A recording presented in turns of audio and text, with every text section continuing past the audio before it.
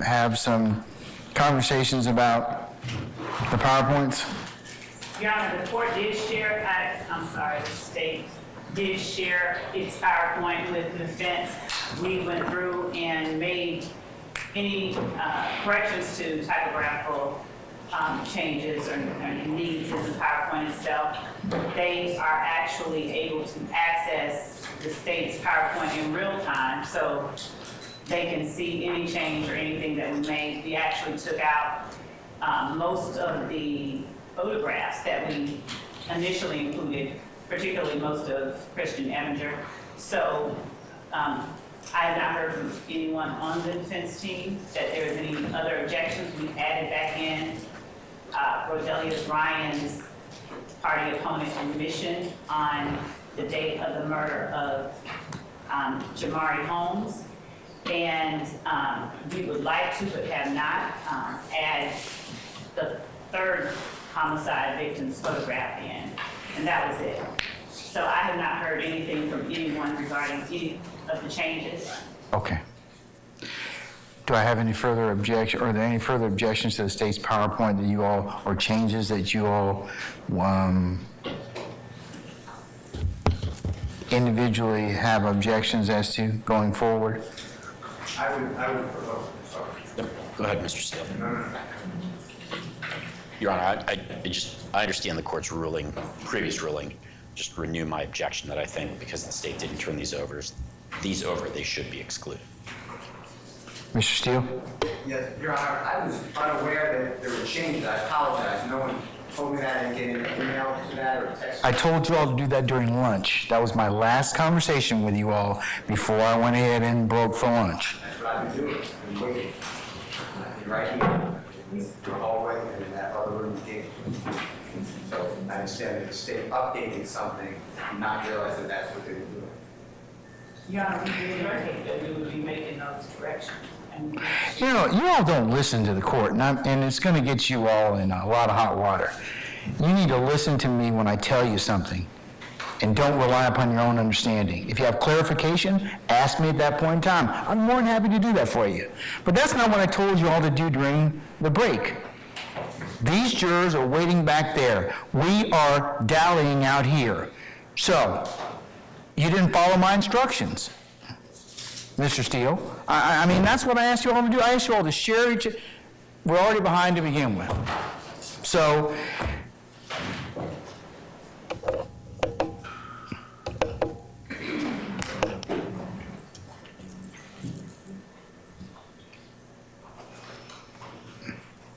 any further objections?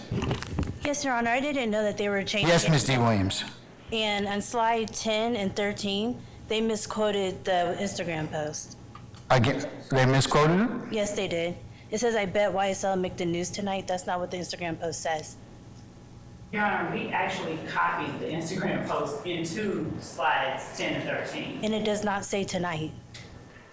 I'm sorry, okay.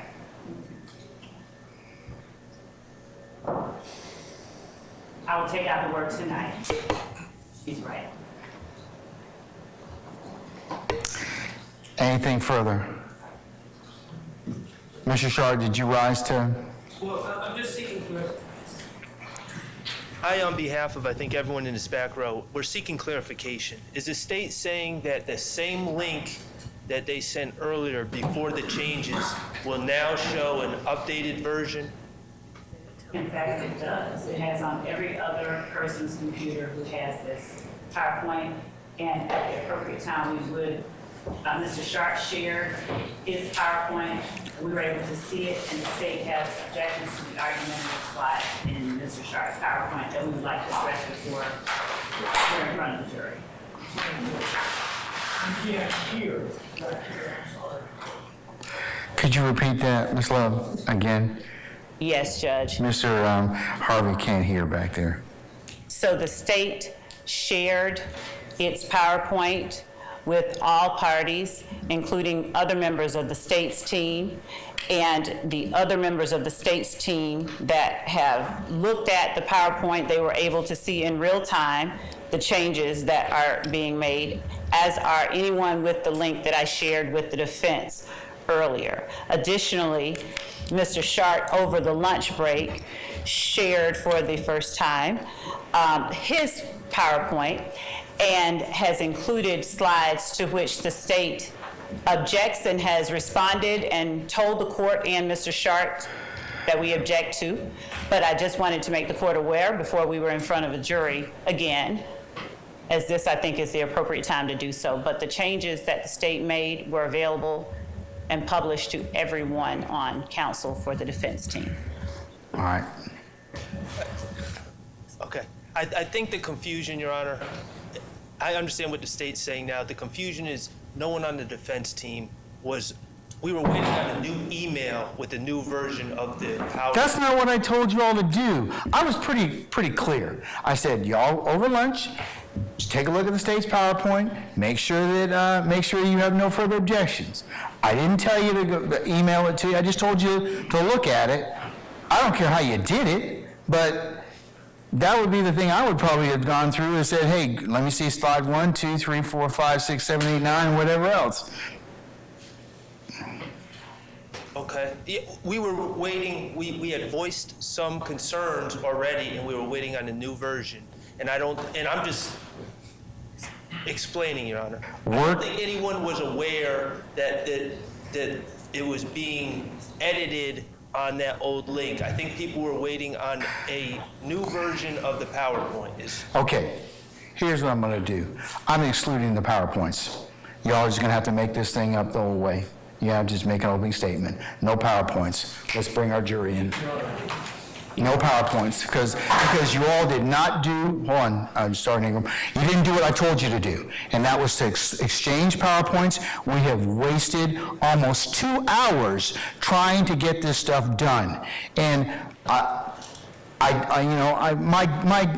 orders to you are not aspirational. They're given for a reason. And when you don't follow them, then I have a way to remedy that. So the remedy is nobody uses no PowerPoints, okay? If I could address the court, Archie Matthews from Mr. Hughes.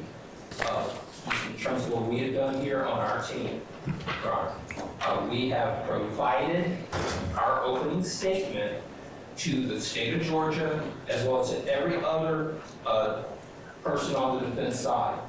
We have received from the state of Georgia an updated, came to my email from the state of Georgia with the changes as it relates to Mr. Huey. I have it. I will be hamstrung, Your Honor, if I am not able to use my opening statement because I prepared my case with my opening statement. I have not committed every single slide to memory, Judge. I'm depending on my opening statement to present to the court, to the jury, Judge. So I'm asking the court to reconsider its position as it relates to Mr. Hughes. Respectfully. All right. Mr. Steele? I sent our entire PowerPoint to the state of Georgia last Tuesday. Which the court has already. I do acknowledge that. Now I did everything the court demanded, All right. so I'd like to use mine. Okay, all right. And Your Honor, to be clear, on behalf of Mr. Stillwell, I sent over all the... When did you send it? On Friday, I sent all the photos of the exhibits I plan to use or the demonstratives I plan to use, save for one which I did not have physical custody of, which is a Fulton County jail uniform, which I took a picture of. And I have it with me right now. But I did not have that on Friday when I sent that over. I did not have custody of that object. Regarding the PowerPoints, when the state finally handed over their PowerPoint and said that they didn't realize they were supposed to hand over the entire PowerPoint or give these exhibits, which they didn't do that either, by the way. I did. I sent them out of an abundance of caution my entire PowerPoint. So. And Your Honor, I don't object to, generally speaking, the PowerPoints that have been shown. What the state did do was exactly as the court directed during the lunch break, as Mr. Matthews was able to see, we provided to each member of the defense team every change that we made. And respectfully, Your Honor, we would also request that the court allow the state to continue in the path that it has gone. We have complied with the court's directive. No, you didn't, actually. The court's directive was you were supposed to turn this over way beforehand, because then we could have corrected these issues and not spent 2 hours in doing this.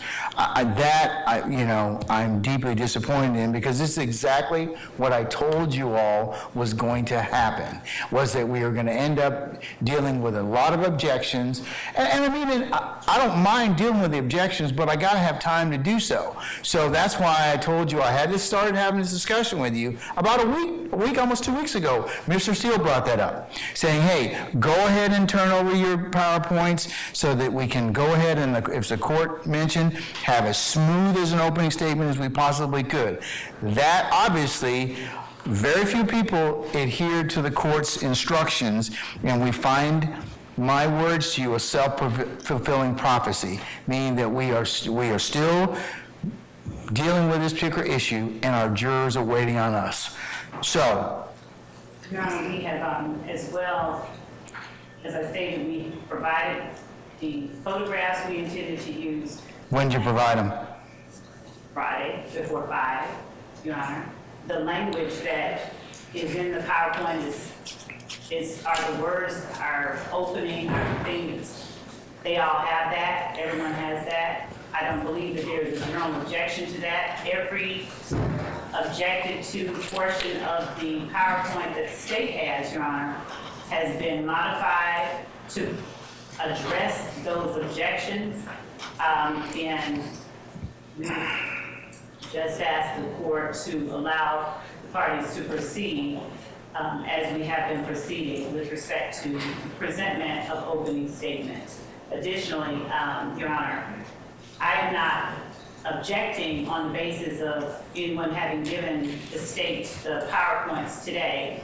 I'm not objecting as it relates to when anyone gave us the PowerPoints. I only objected to these photographs that were provided to us just a few moments ago on the basis of that they were argumentative. And I want to bring that to the court's attention. If the court decides that they stay in, even though they're argumentative, the state has, we can get past that quite easily. We would just ask that the court allow the parties to proceed as we have. Are you referring to I'm in possession of 2 emails with photographs, while marked as the next court exhibit in order. One of them is, it has the subject of the state objects to arguments contained in Shannon Stillwell slides below, and I have a couple of, it has like 3 slides. Yes. I'm marked as the next court exhibit in order. Yes.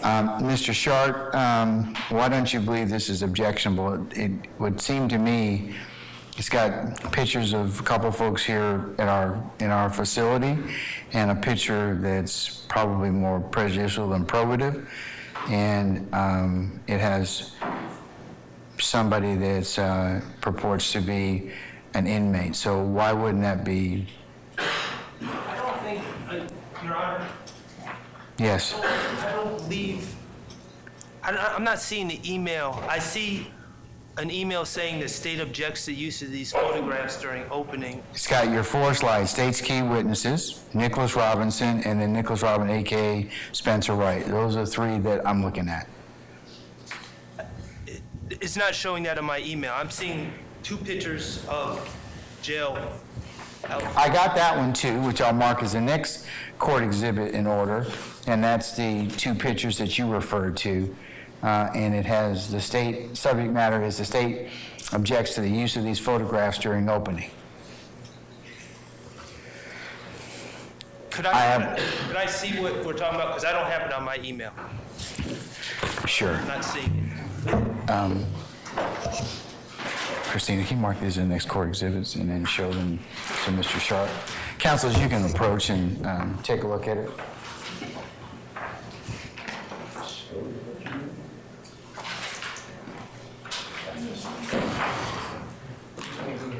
And Your Honor, the court is going to try. Hang tight.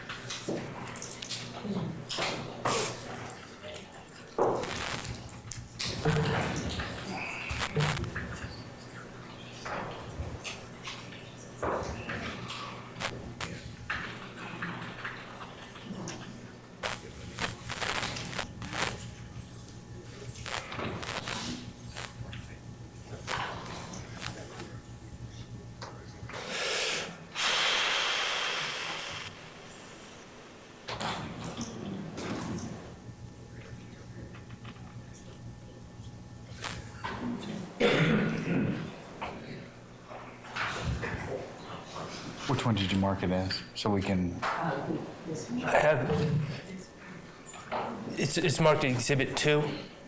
And- all right, courts and it- two? Or Yes. next court's exhibit in order, okay, all right. And I wasn't on that email, and that's fine, I just wanted you, that's why I hadn't received it. So, this case is going to involve, Objectionable. well, I'm allowed to preview the evidence that I believe that will come out. I not only believe, but I know that several of the witnesses in the case, which I'm going to discuss in opening, became involved in this case once they were in the Fulton County Jail. They were jail inmates, okay? Now, I'm allowed to preview the case in that way.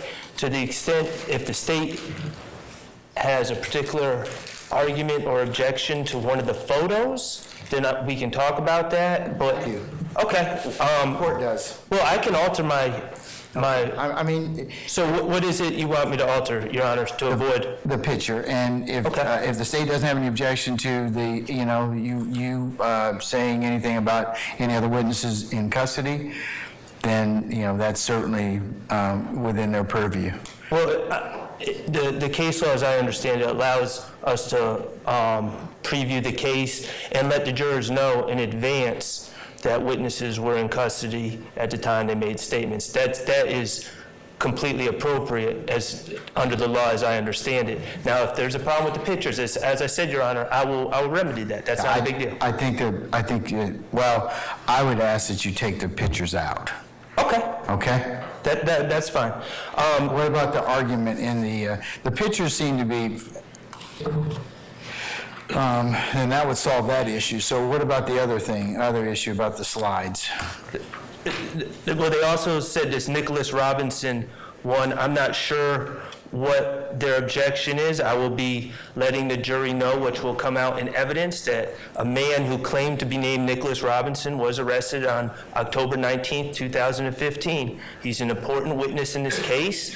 The evidence will show that he was interviewed by Detective Thorpe, and he gave his vantage point of where he was, and he told a story which involved the guilt of 5 people that are listed on this slide. And that evidence will come out at trial, and I don't see anything objectionable about this at all.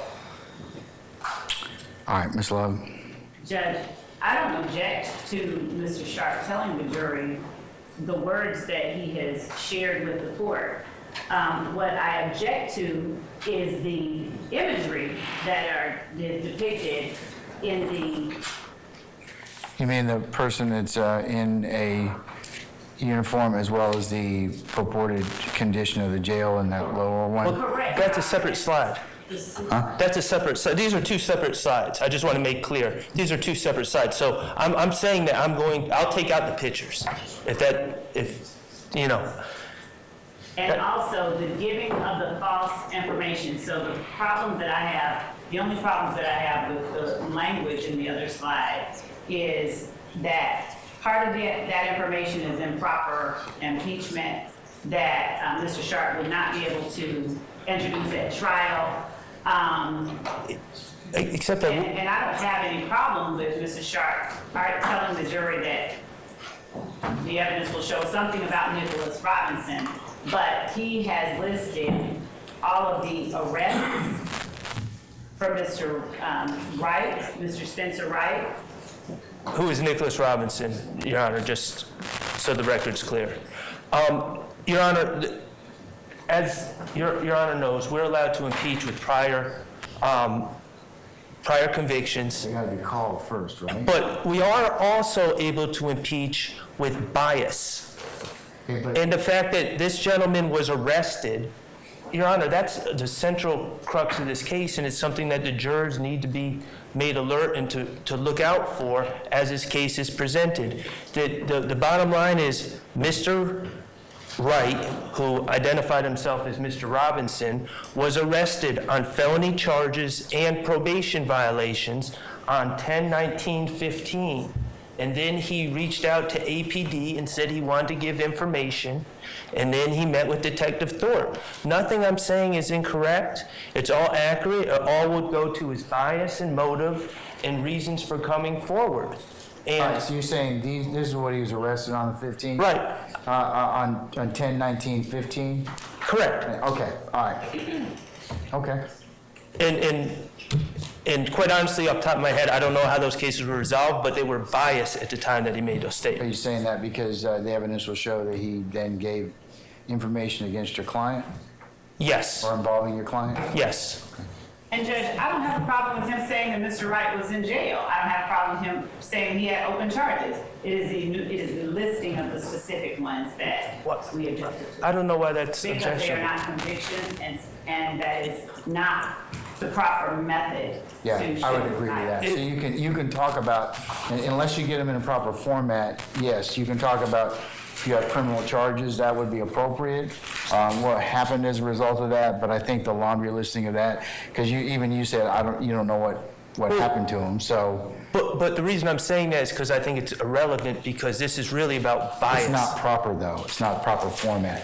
Bias is fine. You can talk about the. But he had the bias because he was facing these, certainly if someone's arrested You for just murder. can't, you just can't mention the individual charges themselves unless they're in the proper format. I okay? understand, but my only point would be, Your Honor, certainly if someone was charged for jaywalking, arrested for jaywalking, and someone else was arrested for murder, the bias, the level of bias would be different, so. Okay, but what does that have to do with them not being in proper format, though? Because in the order- jury is allowed to understand specifically what bias the person has, not that they're just in jail, but what they are facing. If I'm not you giving it in can get terms- it in the proper format, then it can be, and you can tell them about that. Do you know what happened in these particular charges? Well, but they Is hadn't been Nicholas resolved Robinson going to testify? at the time that they. Answer my question. What's Is that? Nicholas Robinson going to testify? If the state doesn't call him, I will. Okay, well then, at that point, then it might be appropriate for you to get into that specifics, but unless you're gonna package that up, and certainly that's not, you can decide that, you don't have any responsibility to present anything on behalf of your client, but in order for you to delve into it, it has to be in a proper format. I would agree with the state with that, I would sustain that objection. Well, But you can talk about arrests, you can talk about pending charges, you can talk about that, you'll present evidence sufficient to show that he's got an axe to grind, he's got bias. So you're, just for clarification, because I want to get this right, we're saying your instruction is that I can say that he was arrested and he had pending charges, but I just can't say what those charges are. Until and unless they become you get them in the proper format, or you have a witness you can lay a foundation for those. Okay? Okay, and the third thing, Your Honor, is I have a Fulton County jumpsuit. This is the same uniform, not actually the same one, but is the same make and model that a number of the state's witnesses were wearing when they inserted themselves into this case. I wish to preview to the jury and say the evidence will show that these individuals were in Fulton County custody wearing this jumpsuit at this shirt at the time that they gave statements. That's previewing the case. There's nothing objectionable about it. I'm not going to put it on. I'm not going to jump around the table. I'm not going to do anything with it. I'm just going to show them and say this is what they're wearing. All right. Madam? Judge, I think that is appropriate for argument, but I think that saying, and they can, certainly Mr. Sharp can tell the jury that the evidence will show they were in custody, all that, but that, I would argue, would be more appropriate for a closing argument. And that is argumentative. I believe it is appropriate for a closing argument, but I think it's also appropriate for an opening argument, and I'm allowed to use demonstratives to try to get my point across to the jurors in a way that will stick in their mind, because we all know that they're going to be listening to 15 hours of or 10 hours of opening statements and 9 whatever of testimony in this case. All right, I'm going to sustain that particular objection and also remove the, ask you to remove that picture of what purports to be as, I think it's a cell or something like that. So remove Yes. those. So yes, Remove the pictures, and lose that for the time being, sure, for the time. okay, and take off the specifics. Take out specifics, okay? All right. Thank you, Your Honor. All right. Okay, Your Honor. Hold on one second. You did it. Oh. You did it. Mr. App, have your client put on his shoes. All right. Anything else? Anybody else? Your Honor, there was not anything with respect to any of the defendants, but there was a matter that probably is best addressed with a member of defense counsel at the bench briefly. It is a short matter. Okay. All defense counsel? Either one, it doesn't matter. It's not All substantive. right. Put your headsets on, please.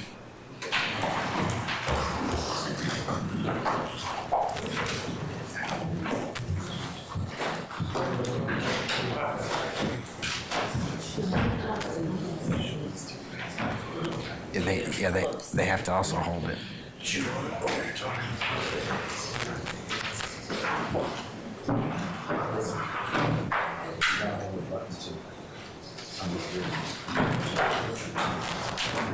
All right, can you hear me? Thumbs up? Okay, all right. Sorry, never mind.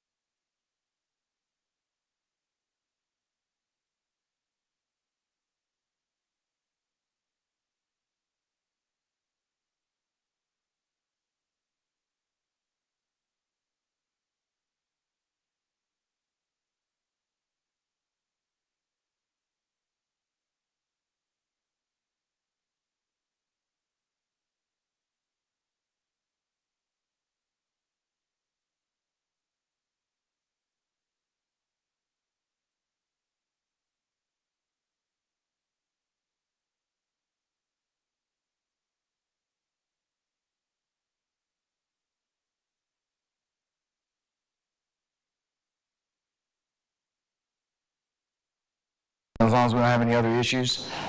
Thank you. Okay. Thank you, Your Honor. And I want to make certain no objections to Mr. Trent. Yes, Mr. Steele, what is it? On the PowerPoint, I'd like you to grab the newest one, and I got the last one. Number 19 is argumentative. Number 41 through 47, 51, and 54 is the law that they take from the court. I would object to those numbers. And Your Honor, I believe that the argument about the law was raised prior to lunch. Hold Mr. on. As it pertains to number 9, I'm going to mark the state's second PowerPoint as the next court exhibit in order. In terms of number 19, That is, we didn't chase the lyrics to solve the murder. We chased the murder and found the lyrics. Is that what you expect the evidence to show, madam? yes, it is. All right, I'm going to overrule that objection. What's your next one, sir? 41. 41.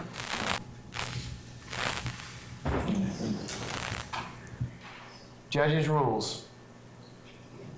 All right, this is the note-taking that I already gave them. Didn't change it. Ms. Love, why are we rehashing this since I've already told them that? Your Honor, why are we putting it Why back? are we rehashing that? I just told them that. I told them what was in 41, as well as 42.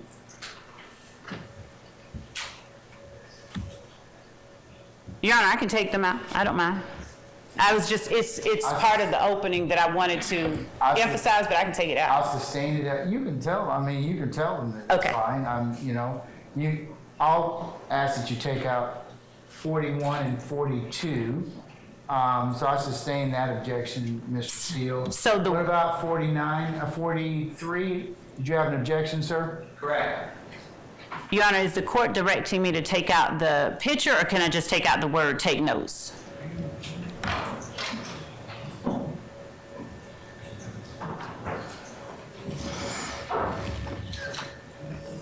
Because Oh, no, take notes is fine. oh, okay. He didn't object to that. Okay. He's objecting to 41 and 42, which I'll sustain the objections to that. And then 43, let me look at it.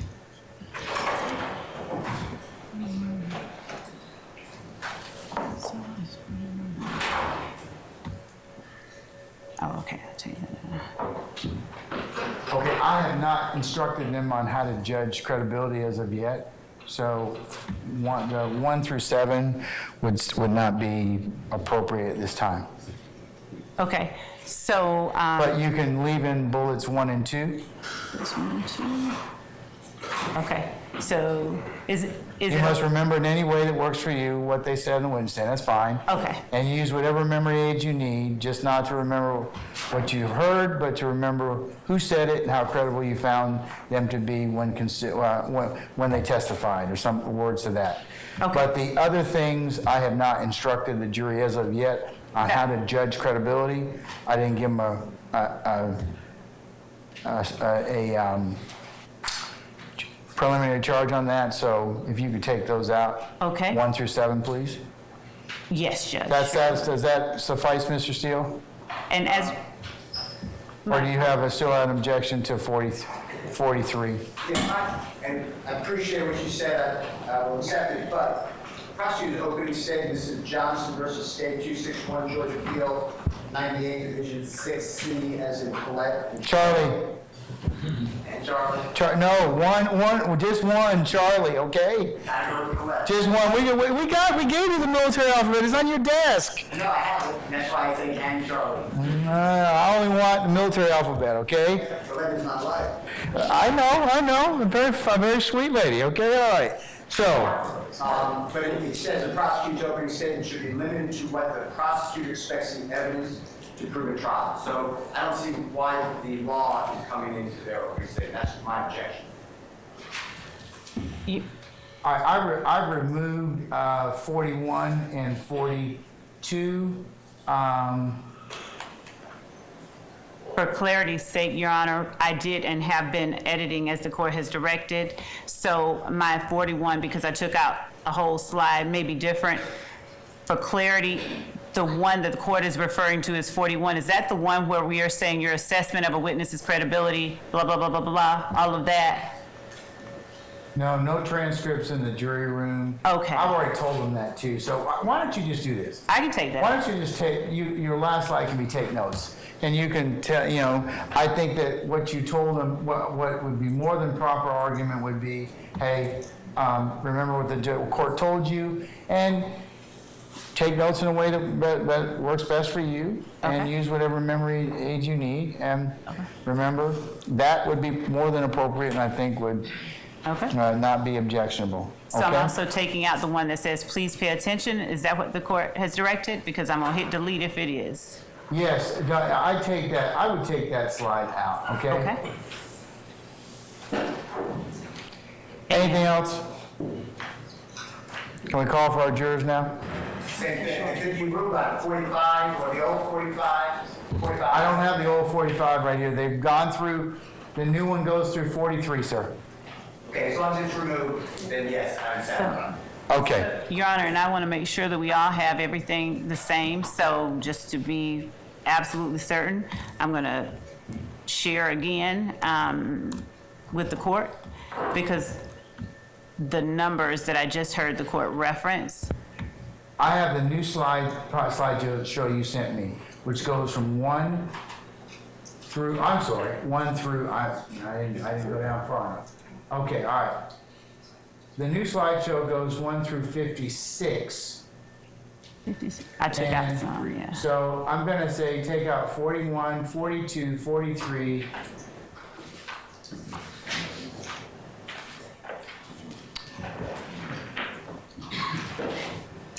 And I'm changing them in real time, so I'm taking them out.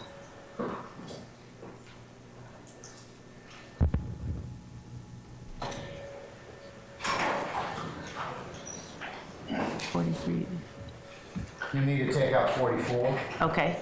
Is that the one that starts with judge's rules? No, please pay attention. You need to take out 41, 42, 43, 44,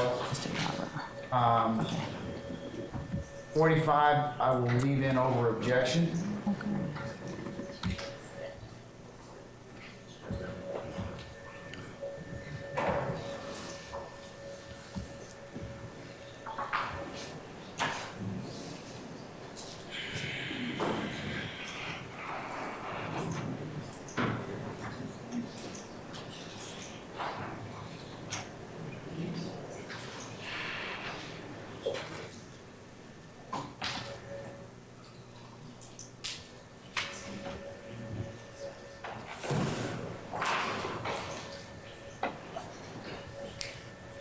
Okay, I'll let you leave in 45 and 46 over objection. 47, judge's rule, 47 needs to come out.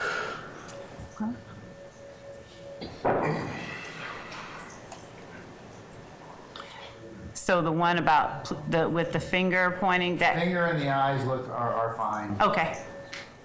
And I took out judge's rules 47, and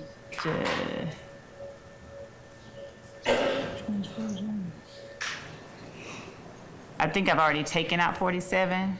47 is judge's rules again. I took that out. Any further objections, Mr. Steele? Because I am going to leave in 45 and 46, okay? But I'll take out the other ones that you just mentioned. Okay. So, Waiving my mistrial, thank you, sir. say again? I apologize, without waiving my mistrial, thank you, sir. All right, and your motion for mistrial has been denied, and I've noted your objection for the record, sir.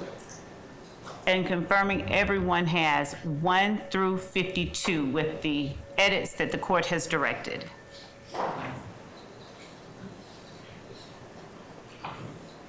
It's on the same old link, right? Yes, it is.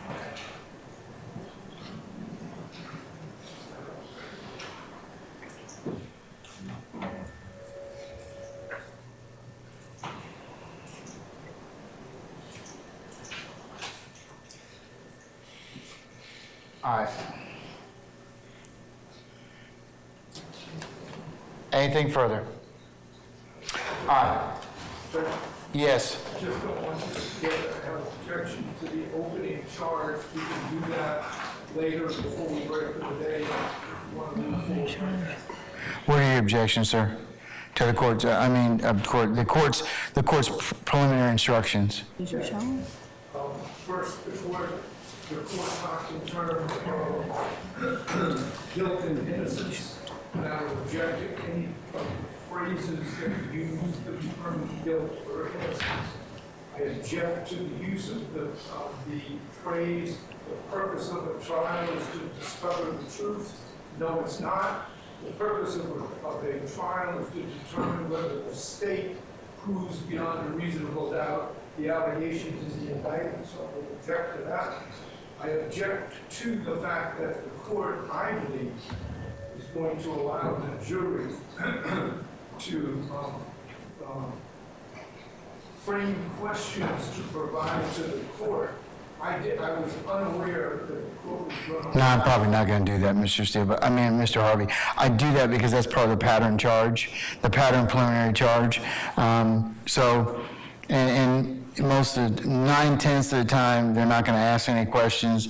And if they do, I will then present that question to you all for your consideration, and I may or may not ask it. Okay, well, I have... But you objected to it. I object to the process. Okay. Sixth Amendment. Anything else? State Constitution. Okay, all right. And I'll note your objections for purposes of the record, sir. Okay, all right, can we summon our jurors, please? May I go ahead and share? Yeah, put up the last slide, I believe that was Mr. Ryan. Okay.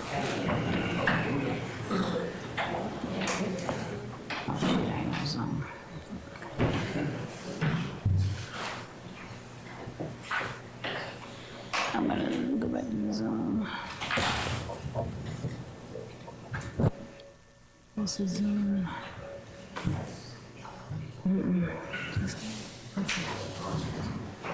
Did you just send it?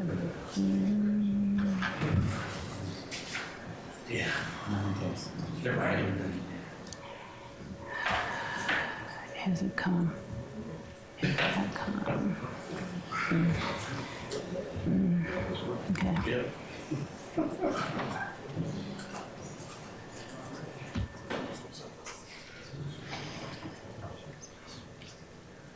Okay.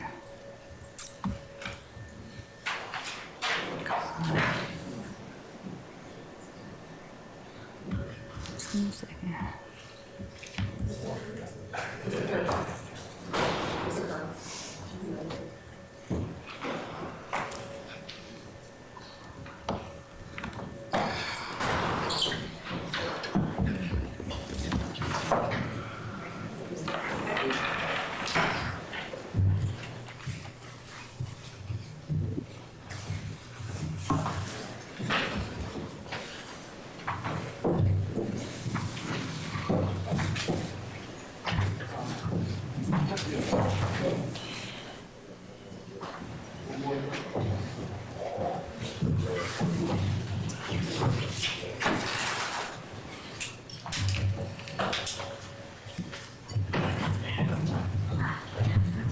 Oh, ladies and gentlemen, please be seated. We're just going to wait on one.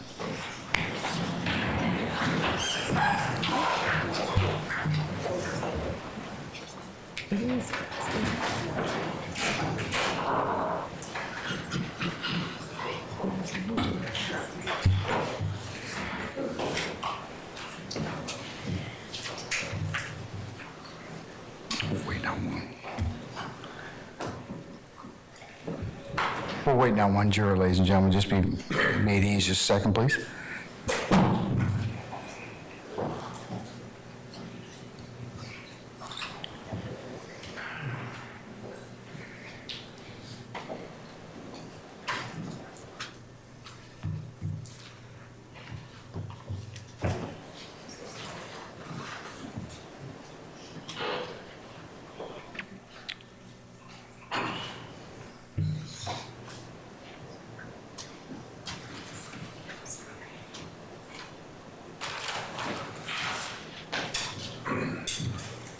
I'll do the present counsel. All right, thank you, Sergeant Ingram. All right, ladies and gentlemen, how was your lunch?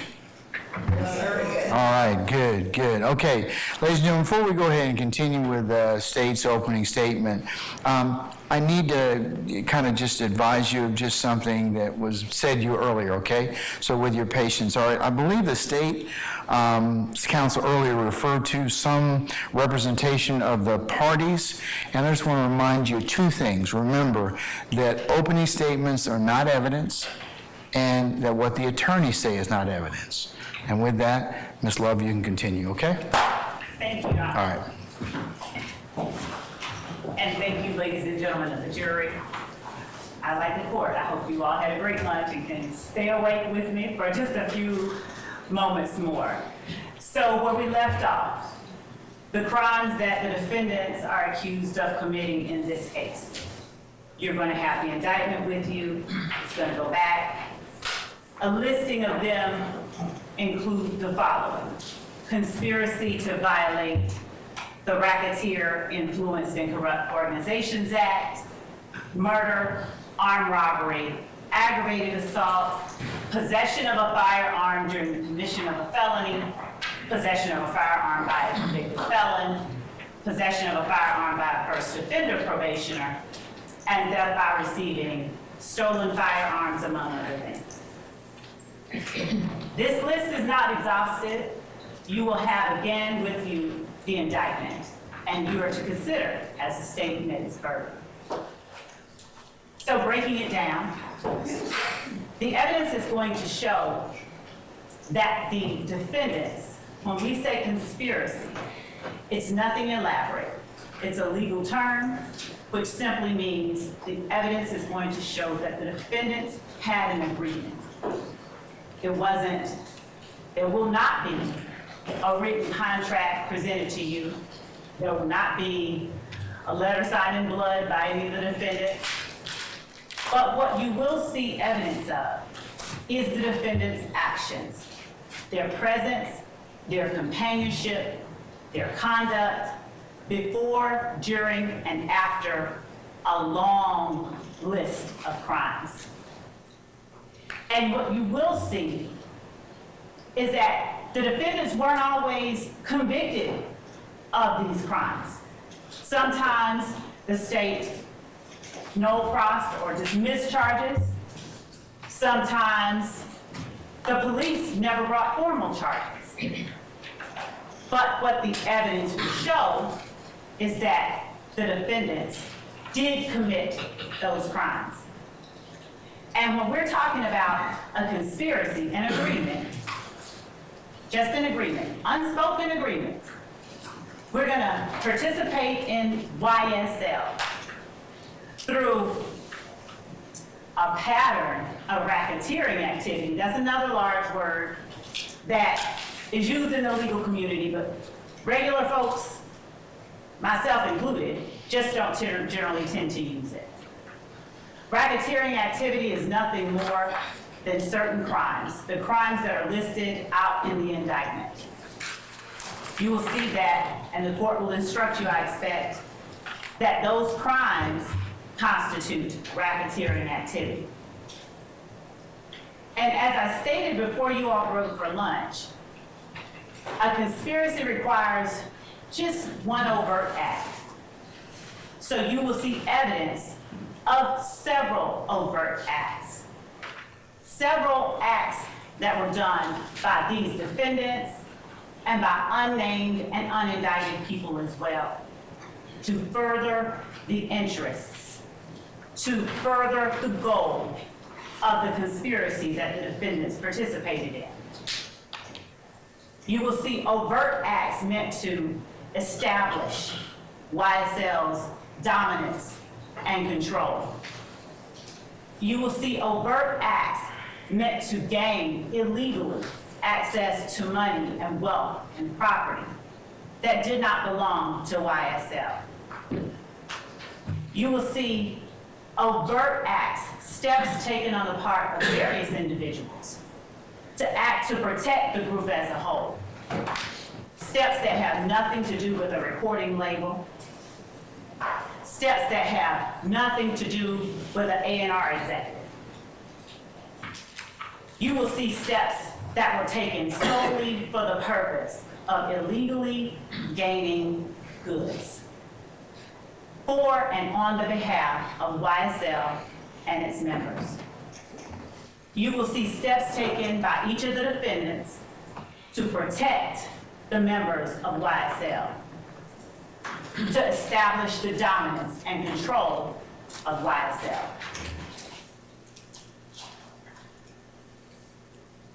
Nothing in what I expect the court will tell you, nothing in the evidence will suggest that any of the defendants had to be convicted of all of the overt acts in order for you to see that they actually had an agreement. The acts don't even have to be crimes, but they are. And that is how the state expects you will know that these defendants, they wanted to participate in this enterprise. They wanted to participate in this organization through these illegal acts. They wanted to obtain ill-gotten goods that they did not have a right to have, through robbery, through stealing, through drug sales, and the like. So we'll start off by looking at the defendants. 6 of them are at the table and 6 of them are here for you all to decide, has the state proven its case? Rodelius Ryan. Rodelius Ryan is one of those people whose youth and life was swallowed up in the crater created by YSL in the Cleveland Avenue community. The evidence is going to show that in 2019, Rodelius Ryan was 15 years old. And that in February of 2019, Rodelius Ryan used female acquaintances to lure Jamari Holmes to a particular address here in Fulton County. The female acquaintance lured Jamari Holmes to that address, telling Jamari that he would get sex and weed once they got there. Instead, when they got to the address, the female gets out of the car, and the defendant, Rodelius Ryan, and his accomplice, Damone Blaylock, also a YSL member and associate, they then came out to the car with guns. The evidence will show that Rodelius Ryan and Damone Blaylock then fired those guns into the car, where Jamari Holmes, not even 20 years old, was seated and hit him in the back of the head with the bullet that took his life. Jamari Holmes is another one of those young lives, the evidence will show, that was swallowed up by the crater that YSL created and left in the middle of the Cleveland Avenue community in Fulton County. 12 hours after shooting and killing 19-year-old Jamari Holmes, the evidence will show that Rodelius Ryan didn't say, "I bet I make the news." Rodelius Ryan posts on his Instagram account, "I bet YSL makes the news." The evidence will show that in posting about YSL as it related to his flagrant, overt act of extreme violence, Rodelius Ryan was agreeing to and attempting to participate in YSL through this illegal activity. He was promoting the gang. He was showing their dominance. He was showing their power, and he was showing their control. Rodney Uten was also in the car with Jamari Holmes. That's another young life. He wasn't taken, he survived. But he was forever changed by the acts of YSL, conducting and committing violence on behalf of the entire organization.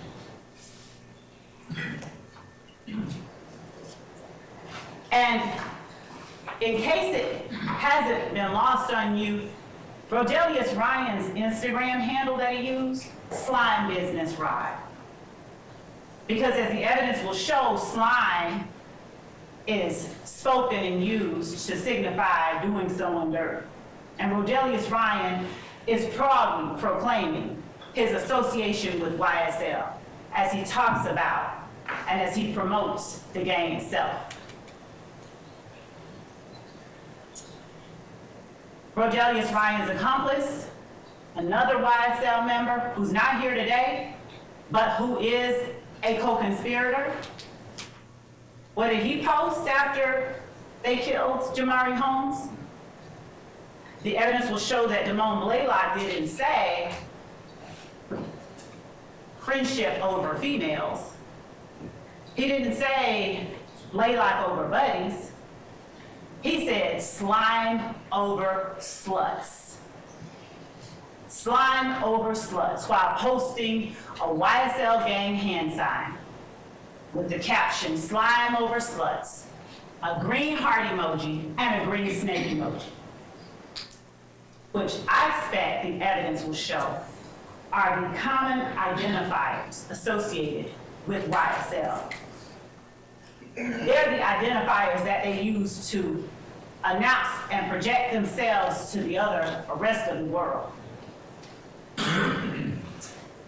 And then, on February the 25th, 2019, Rodelius Ryan made another posting where he's flashing cash money on his Instagram page with the caption, "Fuck YFN." YFN being a rival criminal street gang. The evidence will show that none of this was a part of what anybody has to do to be a part of a record label. The evidence will show that these acts were done in furtherance of and to promote the goals of the enterprise, the criminal street gang that is Young Slime Life.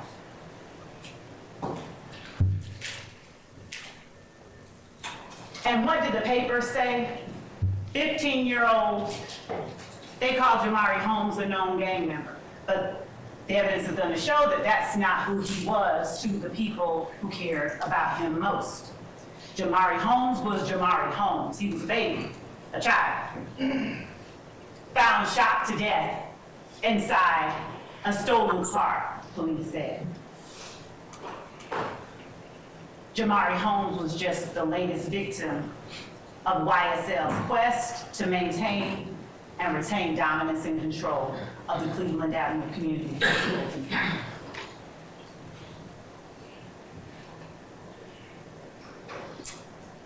Again, Rodelius Ryan didn't post, "I bet I make the news." He said, "I bet YSL makes the news." Marquavius Huey, he's also on trial for you to determine whether the state has met its burden of proving he committed the acts that are listed in this indictment. Marquavius Huey showed his agreement to participate in the activities of YSL through a pattern of racketeering activities. He showed his willingness to commit acts on behalf of the gang through his actions. The stolen handgun he had, that was the property of Jeremy Smith. Because as you will see throughout this trial, stolen handguns will become a reoccurring theme. There's no need for a legitimate organization not comprised of people committing crimes on behalf of the organization to have all these stolen handguns. Everybody has a right to have a gun, so if you're legitimate, just go get one. But the evidence will show that in this case, YSL members, stolen handguns every time you turn around. And not just stolen handguns. The evidence will show that most recently in May of 2022, where some of these defendants were found at the home of Jeffrey Williams, their leader, it wasn't just stolen handguns that YSL dealt with. It was machine guns. You'll hear evidence that at the home of Jeffrey Williams, in addition to the pharmacy full of drugs, that there is a gun with a switch that allows, with one trigger pull, 10 times more bullets to come out at a time than if you just had a regular gun. There will be no evidence to show any need for that in legitimate, ordinary, record deal making business. The evidence will show that the existence of those dangerous weapons like the machine gun, the stolen firearms, those things are all evidence of these defendants' conspiracy. Those things are all evidence of the existence of the enterprise known as YSL, whose goal it is to maintain and retain dominance, control, and ill-gotten gains. Marquavius Huey, on April the 26th of 2019, further showed his actions showed his agreement to participate in YSL through a pattern of racketeering activity, illegal activity. When he took the property, jewelry, money, and a debit card of Dewan Maynard by use of a firearm. Dewan Maynard, another life affected by this crater created by YSL in the middle of the Cleveland Avenue community.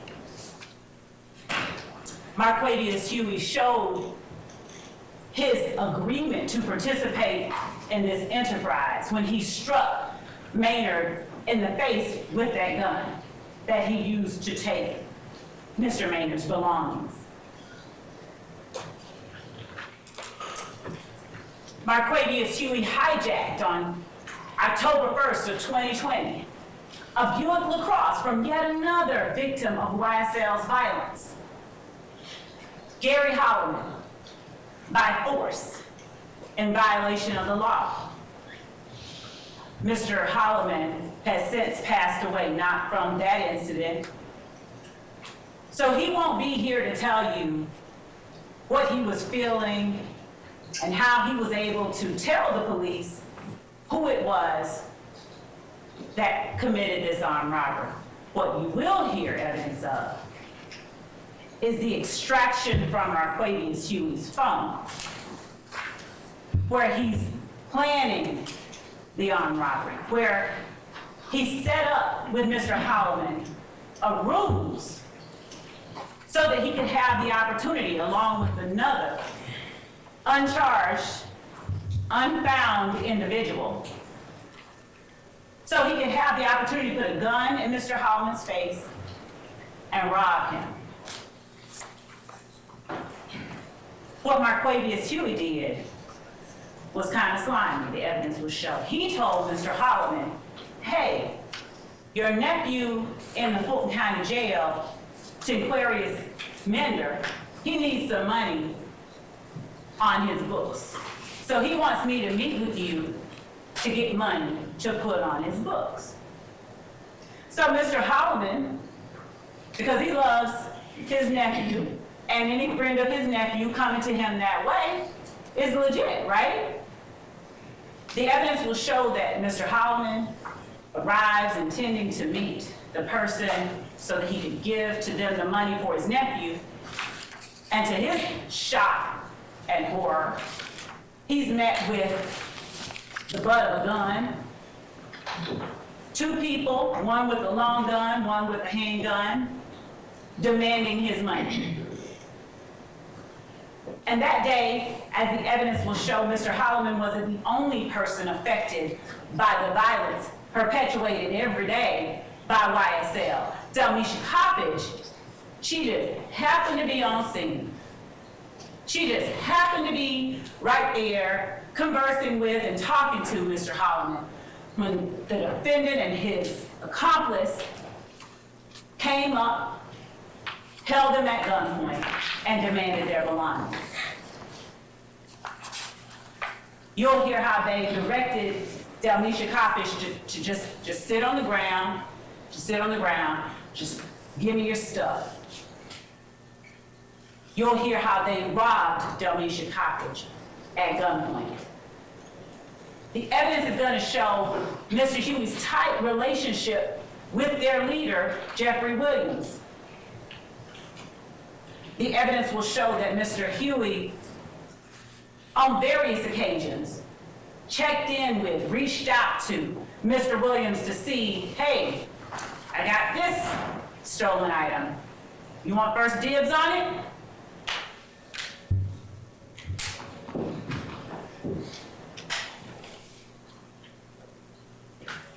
Marquavius Huey's actions that betrayed his agreement to participate in the conspiracy didn't stop with Gary Holloman and Delmisha Coppage.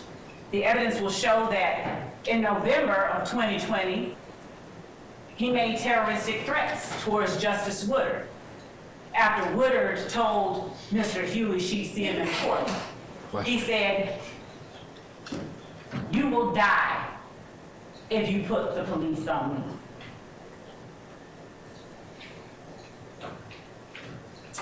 Showing their association, showing their agreement, showing their intention to participate in this organization, this enterprise through a pattern of racketeering activity.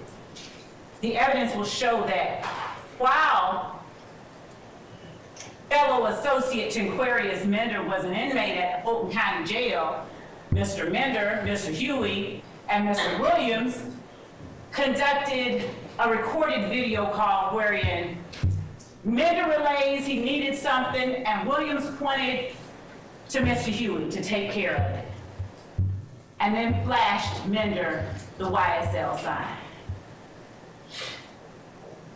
You see, it's not a crime to flash a YSL sign. The evidence is going to show it's not a crime to participate in a video call. The evidence is going to show that it is not a crime to endeavor to provide something for a friend who's locked up in jail. All of that is okay.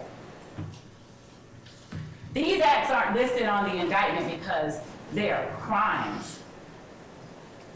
They're listed because they are actions.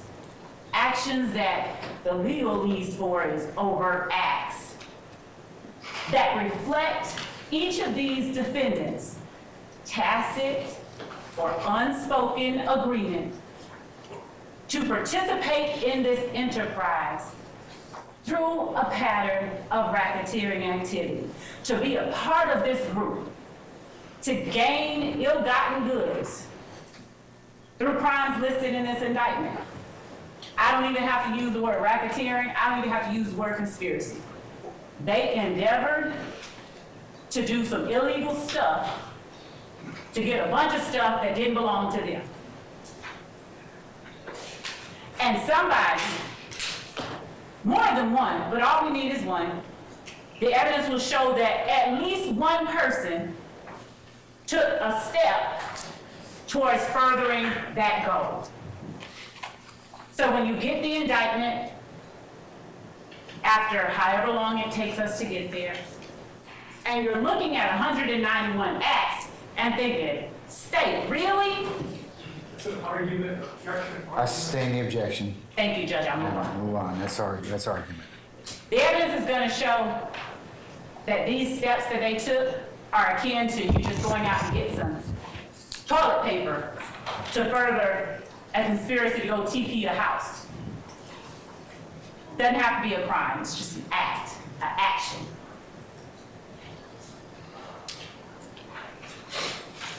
The evidence is going to show that the defendant Jeffrey Williams' words and actions also betray his participation in the conspiracy. I expect that you will hear from a YSL associate and member at trial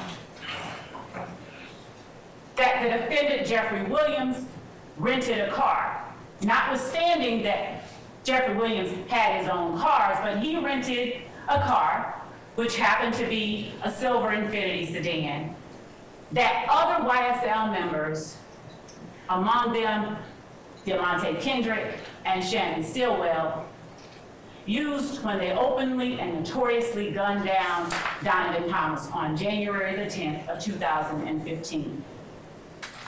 The evidence will show that after that horrific act, I expect yet another YSL associate will come in here and tell you that Jeffrey Williams paid them money, gave them money to go to Miami and lay low in the wake of the Donovan Thomas murder. Later that month, on January the 26th of 2015, Demekion Garlington, who isn't before you for your consideration today, but who is in fact a YSL associate and co-conspirator of these defendants, he posted a video of the defendant, Jeffrey Williams, looking into the camera and saying these words. So, a nigga lied to their mama, lied to their kids, lied to their brothers and sisters, and then get right into the courtroom and tell the God's honest truth. Don't get it. Y'all need to get fucking killed, bro. That's from me and YSL.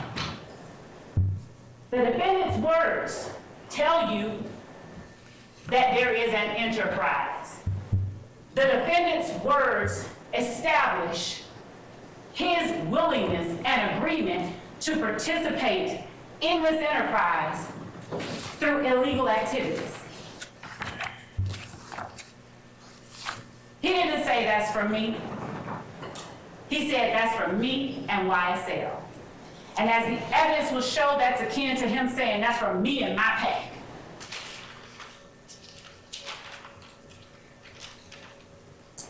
Kendrick's and Williams' words, there's been a lot of talk about lyrics. But y'all, the evidence are gonna show in this case, we didn't chase any lyrics to solve any murders. Law enforcement in Fulton County chased the murders and found the lyrics. They're investigating, they're finding out who committed it. And after doing all of that, they happen upon lyrics. Lyrics that have an uncanny similarity to very true and very real and quite specific events, as the evidence will show. Jeffrey Williams' words that he promotes through songs with beats behind them, they aren't random.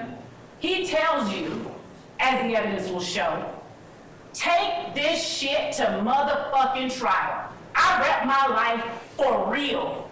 For slimes, you know I kill. Trial, I done beat it twice, Kendrick's. I'm undefeated, like feds came and snatched me. I don't know, no point in asking. I was on what? Bleeding. Stuck like a magnet, bitch ass nigga. I shoot at your man, you need to stand down. I up my stamina, take it to trial. Get an appeal, take it to trial. Yeah, you're gonna whack 'em. Pay for that casket, that's just if we whack 'em. My young niggas pulling up. Bentleys, Austin Martins, Rares and Teslas strapped with an FN. You're gonna hear a lot about FNs. FNs galore. From here to 2015, FNs all throughout the incidents that are involving gang members, YSL. Watch me whack that bitch. Pop him like a cyst. Glock with the assist. Incidentally, the gun at the home of Jeffrey Williams on May of 2022 that had been modified with that switch, it was a Glock. Again, we didn't chase the murders. We didn't chase the lyrics, rather to solve the murders. We chased the murders, as the evidence will show, and in the process, we just found the lyrics. Jeffrey Williams' words and actions further reflect his agreement to participate in this organization through this criminal activity. He tells you, we committing them crimes. Hop out and shoot. Roll one up for the gang. He's not using gang colloquially. The evidence will show he's telling you they are a gang. You want to be slime? Children of Fulton County, go catch you a body. Me and Lil Bro. Object to that. The evidence, How would you expect the evidence to show, madam? it is indeed, Your Honor. All right, I'll overrule the objection. The evidence will show that when Jeffrey Williams is saying me and Little Bro, we used to steal from the store, we had to stick it and go. He's talking about himself. The evidence will show that this is the manner, through the music that he has been blessed with the opportunity to be able to release and gain wealth from. Through that music, through that blessing, the evidence will show that Jeffrey Williams led the group of people that wreaked utter havoc on Fulton County. Jeffrey Williams' words and actions, as the evidence will show to the members of his gang, you'll hear in a conversation he has with them, y'all ain't beat him up or shot him yet, y'all he's getting soft. The evidence will show that there's no place or need for that kind of eating or statements when all you're doing is making music. And to clarify and put a very clear and fine point on it, the evidence will show that no one is attempting to take away from Mr. Williams the fact that he has had a lucrative rap career. The evidence is simply being put before you to show that he is guilty of committing the crimes that are laid out in this indictment. That he and his fellow YSL gang members and associates on trial before you now agreed to participate in this organization through the illicit, illegal activity listed in this indictment. And that they further committed all the other crimes listed in the indictment beyond count one. Because as you'll see, count one consists of 191 overt acts. Acts that aren't all crimes, they're just acts. But counts 2 through 65, the ones that have these defendants' names on them, are the ones you're here to evaluate whether or not the state has proven.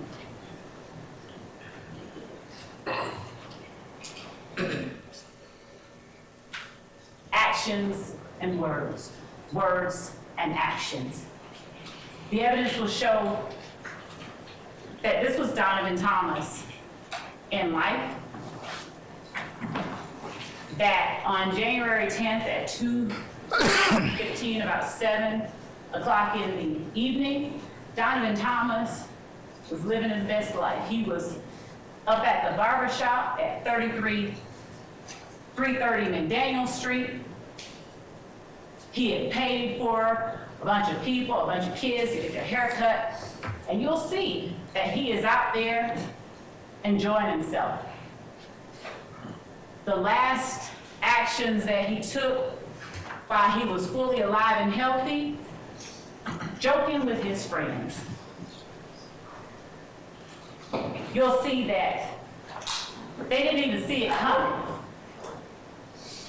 You'll see evidence that Donovan Thomas was literally in the middle of laughing it up with his friends when a car drives by and opens fire on him and whoever else might have been in close proximity to him. The evidence will show that this act wasn't done secretly, it was done openly, notoriously, almost as if to send a message. We did it. The evidence will show everybody knew who did it, because it wasn't done secretly. The evidence will show that this act didn't happen in a vacuum. There were things that led up to it. An argument at Club Crucial or Club Brucial, as my defendants may like to say, that involved a YSL associate by the name of Kenneth Copeland and a member of a rival gang. Kenneth Copeland gets jumped. He's flashing money because that's what they do. It's ladies' fight night and they're out there flashing money. Kenneth Copeland gets jumped. Diamante Kendrick jumps into action, goes to Kenneth Copeland's defense, punches out a member of the opposition.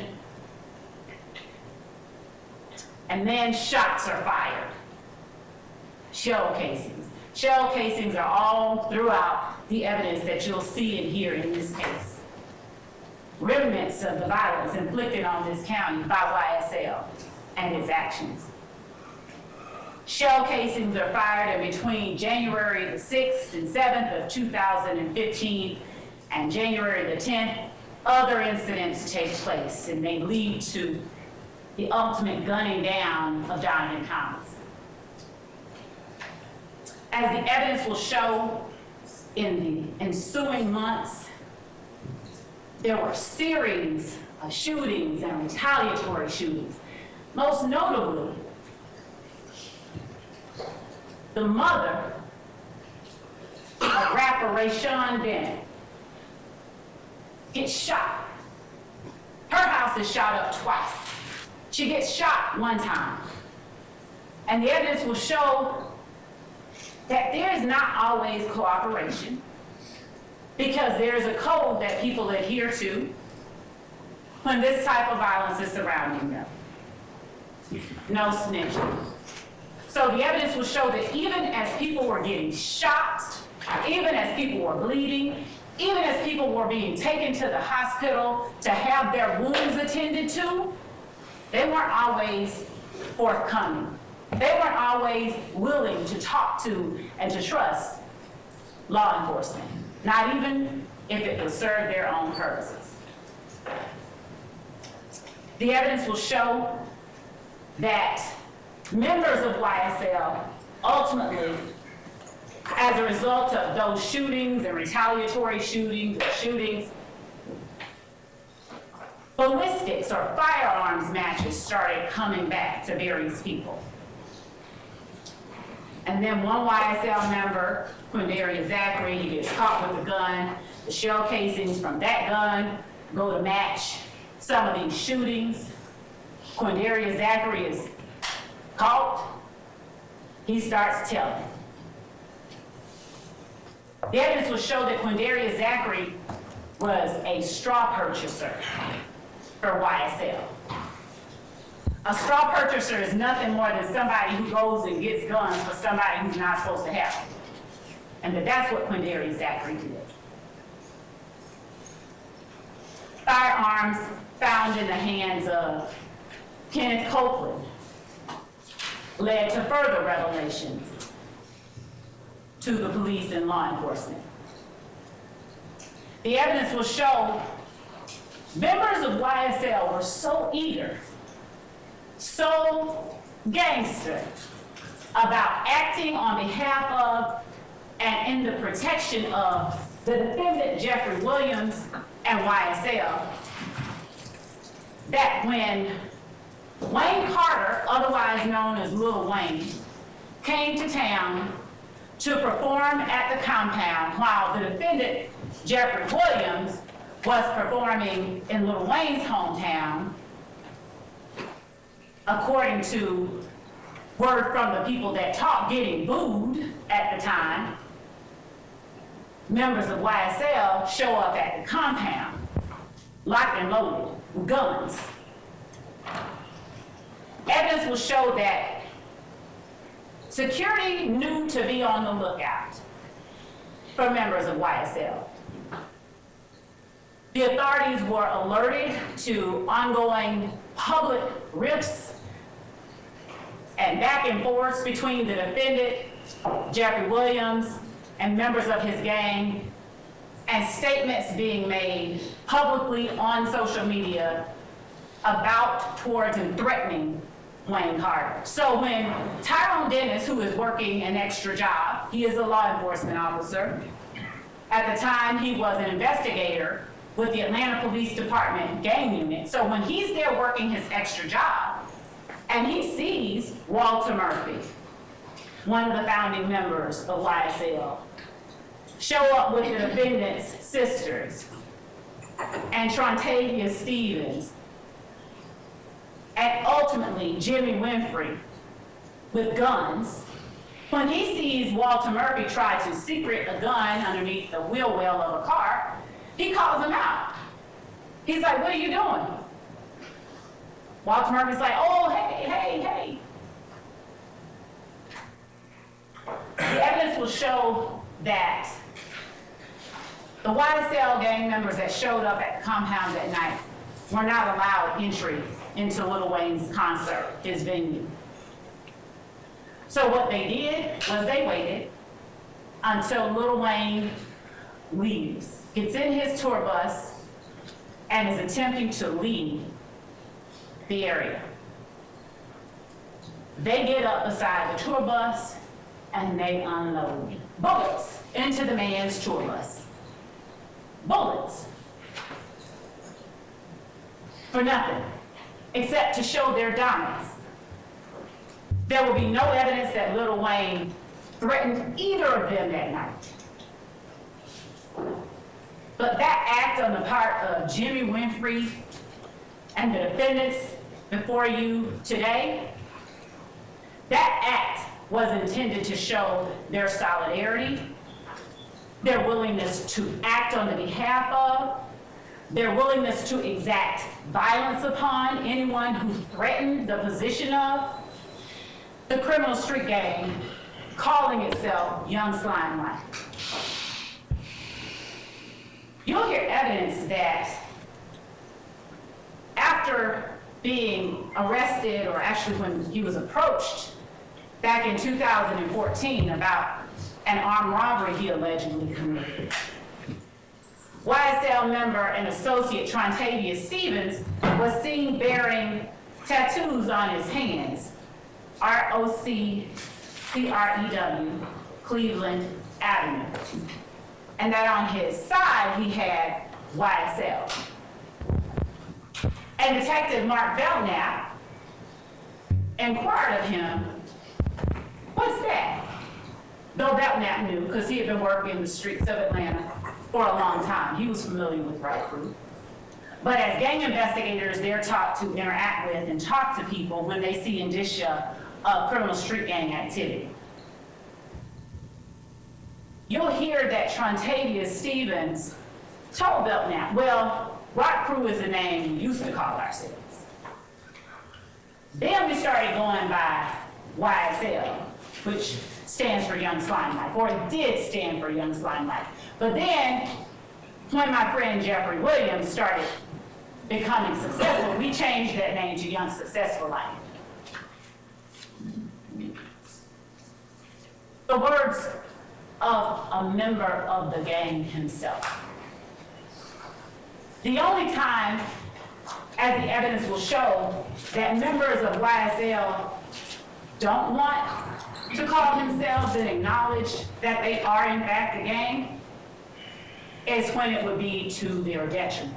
The evidence will show that any other day of the week, they are loudly and proudly promoting their criminal activities.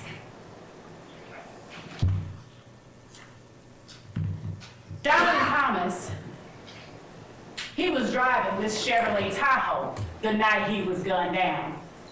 The evidence will show that this location here is the barbershop right up from the Texaco at the corner of McDaniel and Northside Drive in Atlanta, Fulton County.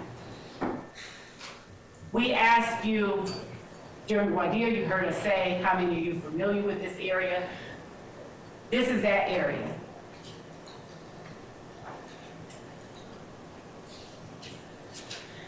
The evidence will show that that is the way that Donovan Thomas looked last time his loved ones saw him. That his life was swallowed up in that crater created by YSL in the Cleveland Avenue community. And the words that they found while looking into this murder, spoken by members of YSL. We don't speak about shit on wax, but indeed they do, as the evidence will show. They just kind of thinly veil it. We are known to kill the biggest cats of all kitties.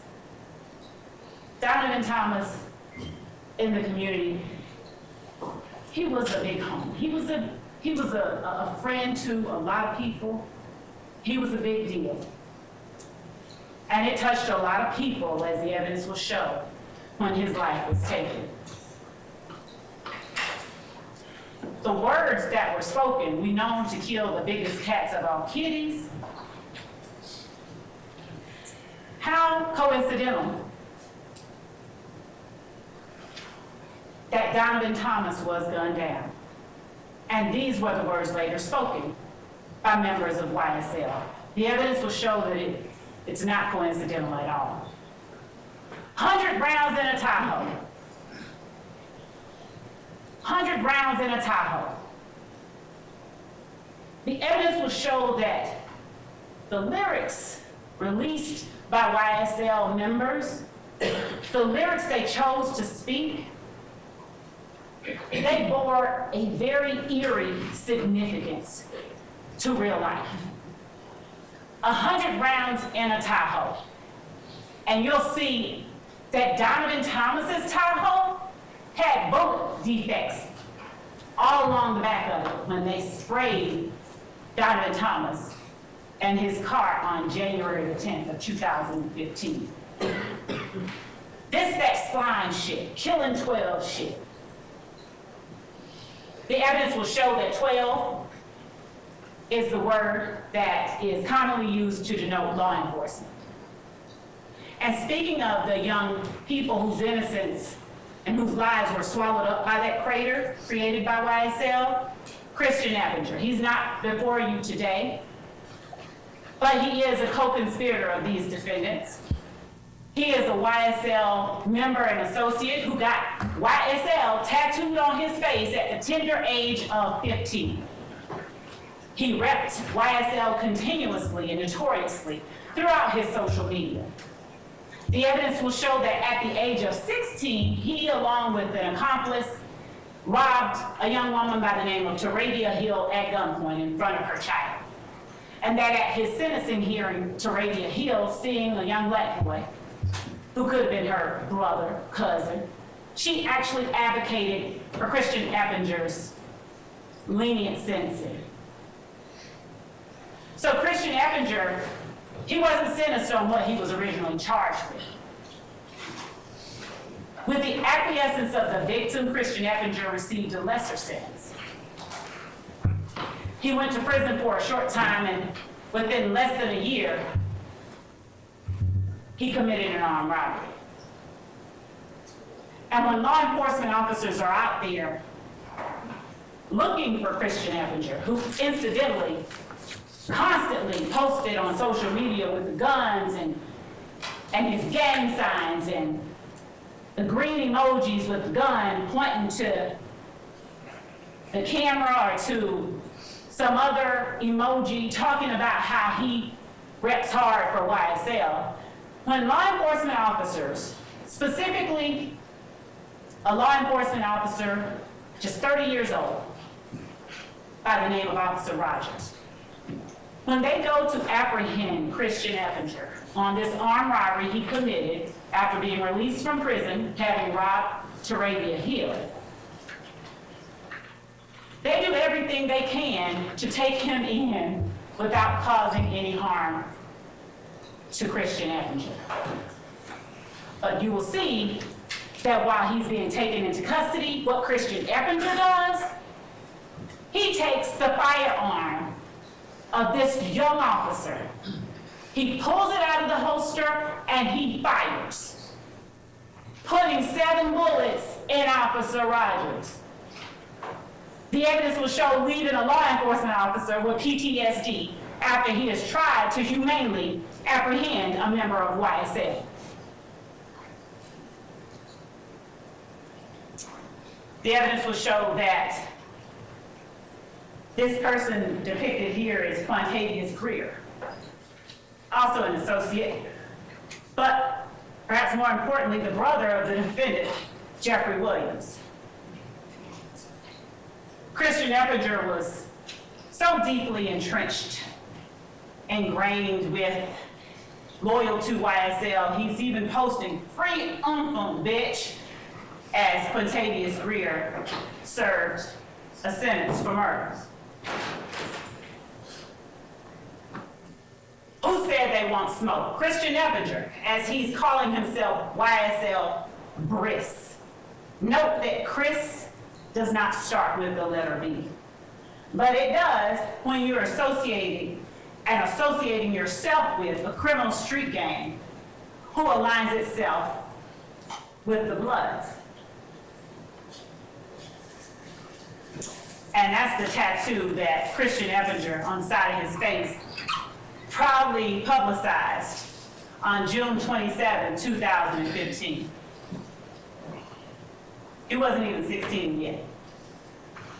New ink with the green snake emoji and a red heart.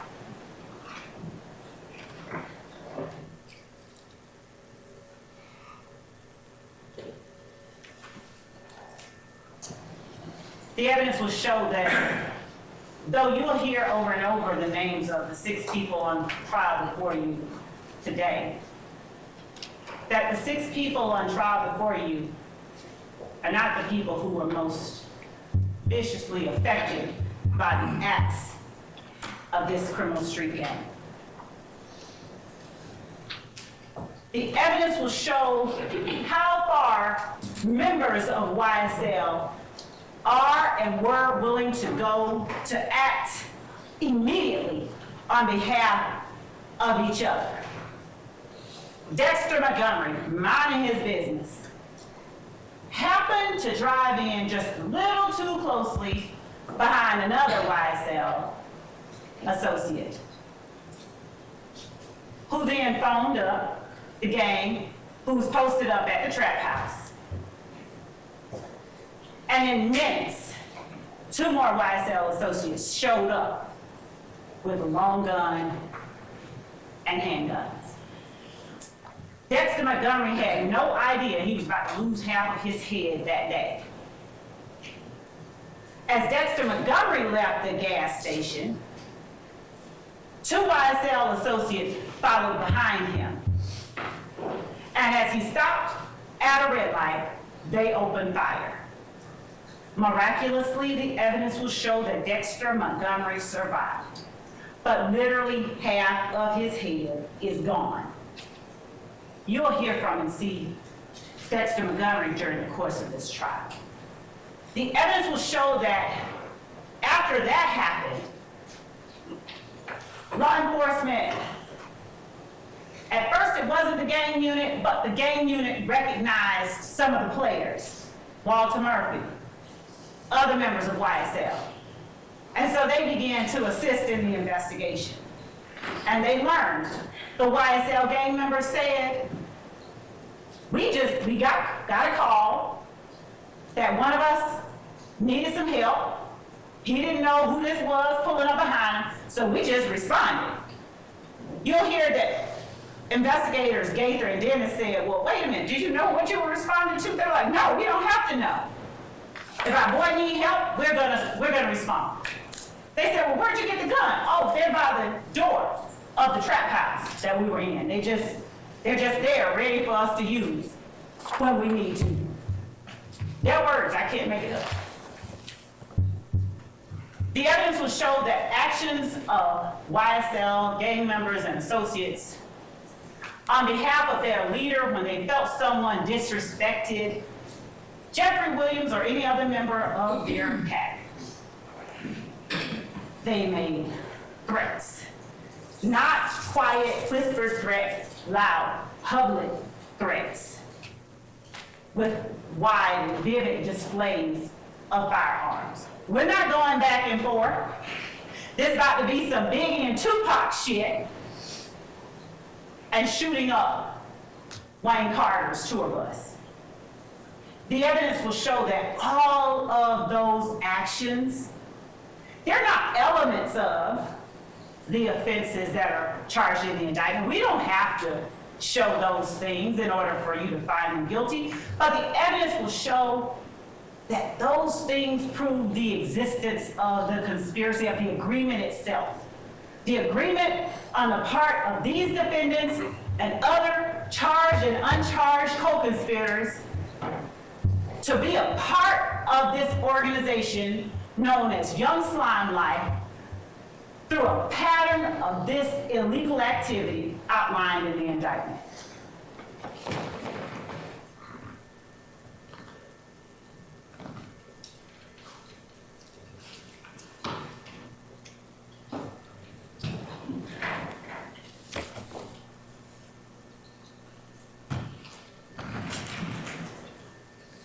There are numerous victims that you're going to hear about. Shannon Stillwell is another defendant who is before you, being accused of various crimes in this indictment. Shannon Stillwell is alleged by one of his own crew, by another YSL, two other YSL members, to have been one of the gunmen who took the life of Donovan Thomas. The evidence will show that Shannon Stillwell was arrested. He was arrested after some investigation by the Atlanta Police Department. The evidence will show that the information initially relied on by that first arresting officer, it didn't pan out to be actually accurate. So when the case got to the district attorney's office, more investigation was conducted. The evidence will show that the office didn't just take the word of the person who originally identified certain people as having committed the murder of Donovan Thomas. Instead, as the evidence will show, what our office did was dig. Dig to find out whether the people who were talking were actually in a position and a place to know the stuff that they talked about. And what they learned was that that person originally relied on by Investigator Thorpe, that person was just lying. And so the people that Investigator Thorpe originally arrested on the Donovan Thomas murder, they were released at various times on bond as the office continued to investigate further. The evidence will show that our office did not just stop at the word of one YSL member. The evidence will show that yet another accomplice corroborated the words of the first YSL member that talked. The evidence will show that cell phone records further corroborated the information law enforcement was getting from these people. And ultimately,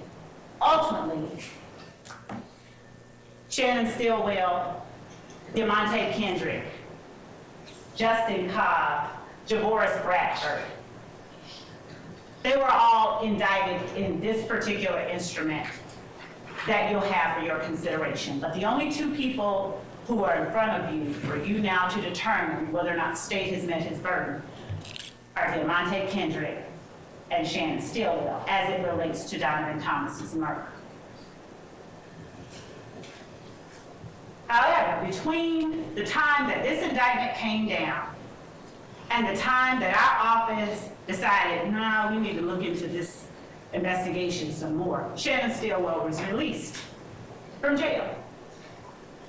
But he had to wear an ankle monitor as a condition of his bond.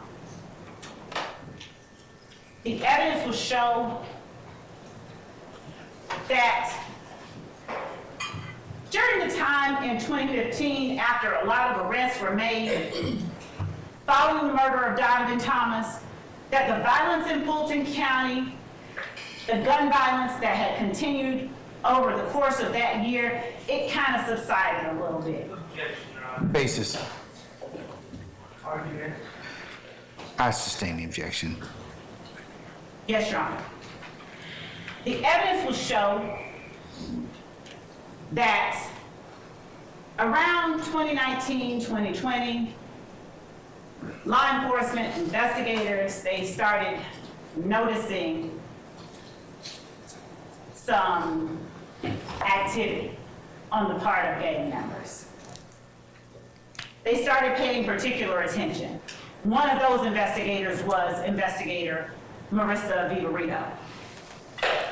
You'll see and hear from investigator Vivarito, and you'll learn that one of her jobs as a law enforcement officer, one of her background experiences was that she was a probation officer, so she had a lot of information about a lot of YSL gang members. You'll hear that initially, after Shamel Drinks was gunned down, Detective Hogan with the Atlanta Police Department, he didn't have any leads. As a matter of fact, he came back to the precinct lamenting the fact that he had no leads on this homicide that just occurred at Windsor and the I-20 entrance ramp. Young man killed, gunned down inside his car. When investigator Vivarito began talking to Detective Hogan, she saw that Detective Hogan did have some footage from the gas station right up from that location.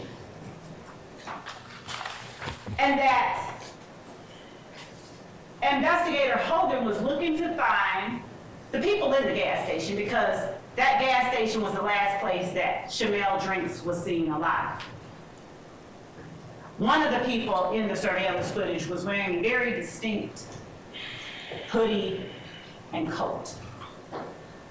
And as it would happen, investigator Vivarito had hours earlier been at a Waters Road location, one of YSL's hangouts, as the evidence will show a place from which they conducted transactions, and that the Waters Road address had been shot up, and investigator Vivarito happened upon Shannon Stillwell and other members of YSL in the same outfit he was seen in the surveillance video on at the time Shamel Drinks was inside the gas station.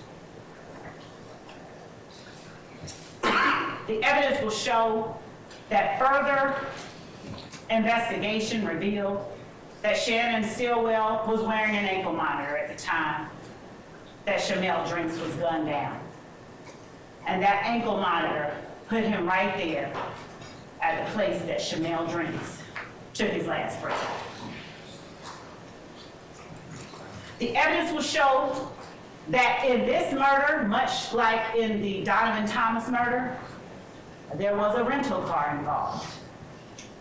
A rental car which these defendants had gone and gotten the windows blacked out, tinted on, earlier the day that Shamel Drinks was gunned down.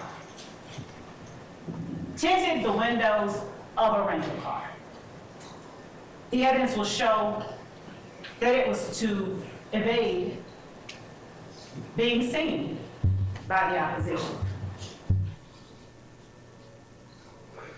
The evidence will show that as a result of all of this violence and activity, during the midst of it all, investigator Vivarito had secured a wiretap for Demekion Darlington, YSL gang member and associate. She was able to listen and detect hours of the goings-on of the enterprise. She learned throughout the course of her own investigation and during her time looking into YSL that a rival gang member, Rayshawn Bennett, ended up at the Fulton County Jail at the same time YSL gang member Jaden Myrick was there. The evidence will show that Jaden Myrick, upon seeing Lucci, reaches out to get permission from King Slime to take Lucci out. The evidence will show that Jaden Myrick actually endeavored to stab Rayshawn Bennett to death but that he was unsuccessful. The evidence will further show that Jaden Myrick wasn't the only one reaching out to this defendant, Jeffrey Williams, for permission to commit a homicide.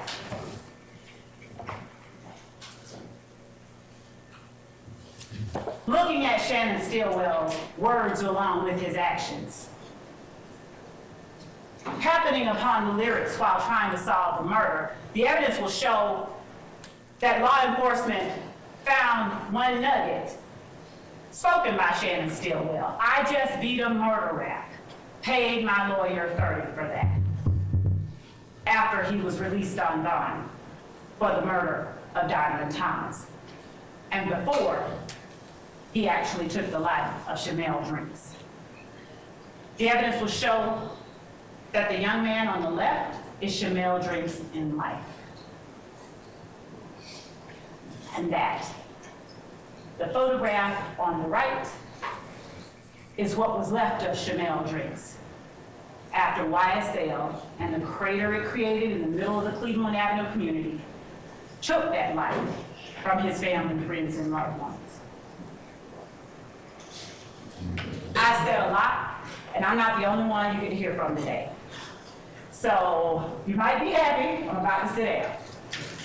I want to ask you to make use of those notepads and those pencils that you have in your possession.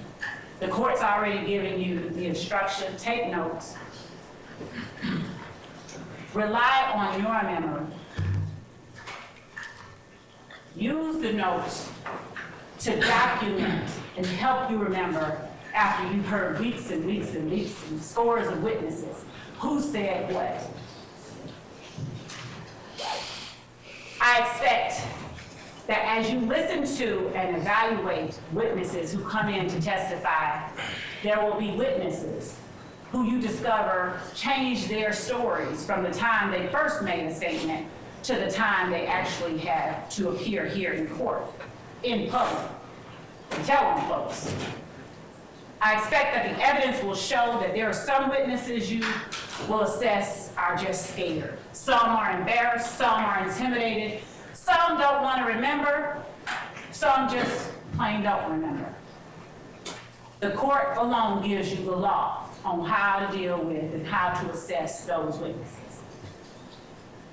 I only ask that you follow closely the instructions that the court gives to you. Look at who the witnesses are. Look at who they look at while they're on the stand, who they don't look at or won't look at while on the stand. Look at how they answer questions posed to them from the state versus questions posed to them from the defense. And if the occasion arises that you find that a witness, as presented in court, says something different than what they said previously, you determine why it is you believe that they said something different once they got in court. Words and actions. The defendant's actions coupled with their words. They prove the existence of the enterprise. Their actions and their words, the evidence will show, proves their agreement to participate in this enterprise through these illegal activities outlined in the indictment. Preserving, protecting, enhancing the reputation, power, and territory of the enterprise through acts including murder, assault, and threats of violence are what the evidence will show these defendants did over the last 10 years. The evidence will show that the violence didn't stop in 2015. Preserving, protecting, and enhancing the reputation, power, territory of the enterprise by the posting of messages, images, videos, and songs demonstrating their allegiance to the enterprise and a willingness to engage in violence on its behalf are what you'll see evidence of over the course of the next several weeks. Maintaining armed individuals, ready and willing to preserve, protect, and enhance the reputation, power, and territory of the enterprise through the use of violence. It's what the witnesses and the evidence you will see proves to you. Obtaining money and other property through illegal activities like robbery, theft, and illegal drug sales and distribution. And obstructing law enforcement, killing 12 shifts. Investigations and court proceedings through witness intimidation and attacks upon law enforcement officers. You'll see it for yourself. The children whose innocence this organization claimed as its own. And in the end, the evidence is going to show you that YSL is a RICO enterprise, nothing fancy about it. The evidence is going to show you that it's also a criminal street gang. Those two are not mutually exclusive. That these defendants participated in this enterprise in a way that had nothing at all to do with the record label, except maybe their actions as reflected in their songs made their music more real and perhaps more appealing to somebody. The evidence will show that the defendants, they talk about YSL while they talk about the crimes they committed. And while they talk about the crimes they're gonna commit, you'll see that this evidence proves that YSL is a criminal organization. The defendants have been associating together for many years, committing crimes together against the general public, against rival gang members, as the evidence will show, against law enforcement, and against each other. The evidence will show they agreed, they willingly participated in these activities.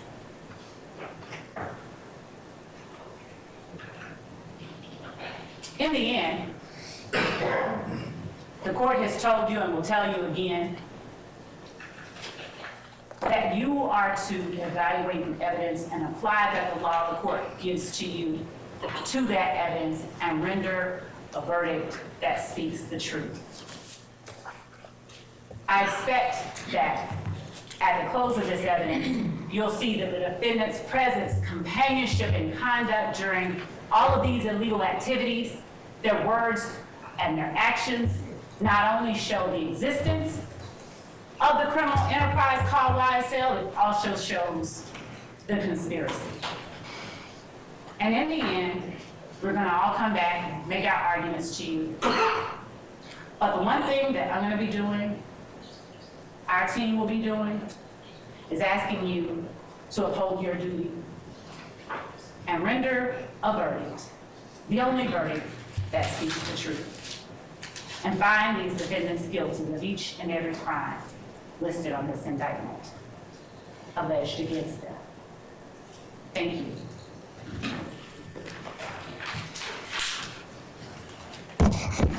Ladies and gentlemen, we've been going a minute. You want to take a comfort break? Anyone? All it takes is one, you know. Okay, all right. 2, see, and then everybody else will go after that. Let's take 10 minutes, and then whoever next would like to make an opening statement, I'll offer that to them at that point, okay? All right, so we'll be in recess for 10 minutes. Remember my admonitions to you.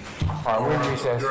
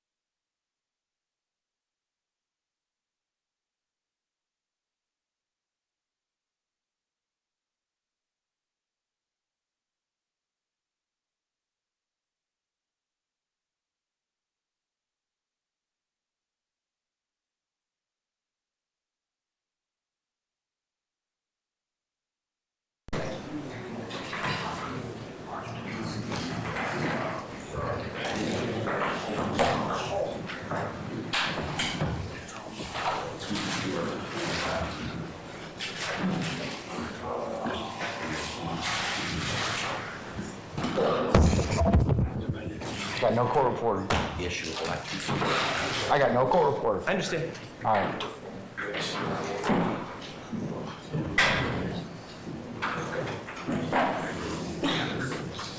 Your Honor, if it's all the same to you, it doesn't need to be on the record for mine. It does. Okay. It'll be on the record for me. All right.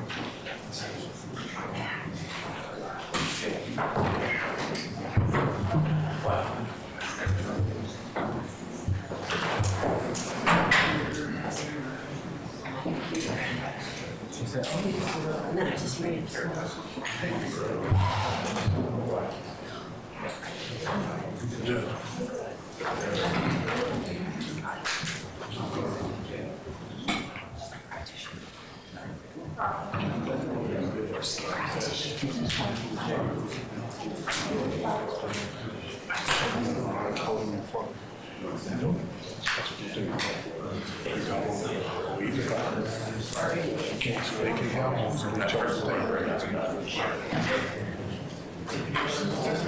All right, Sergeant Ingram, do we have everybody back, present, sir? Can I get all our attorneys to please kind of start making way toward your seats, please? Yes, sir, everybody present. Thank you, sir. All right. Have we checked on our jurors? Are they all ready, sir? Yes, sir, yeah. Okay, all right. Mr. App, what do you need? Your Honor, my understanding, I planned my opening arguments around I'm not using any PowerPoints. I didn't turn anything over to the state because I planned my opening arguments around using just paper and notes to speak to the jury off of, with the understanding that I was going to have a lectern to speak, to put those papers on in front of the jury. And my understanding was from Mr. Steele that there was a conversation with Captain Kendall last week that a lectern, which is in the hallway, would be allowed to be placed up there so that then those papers could be used. I understand now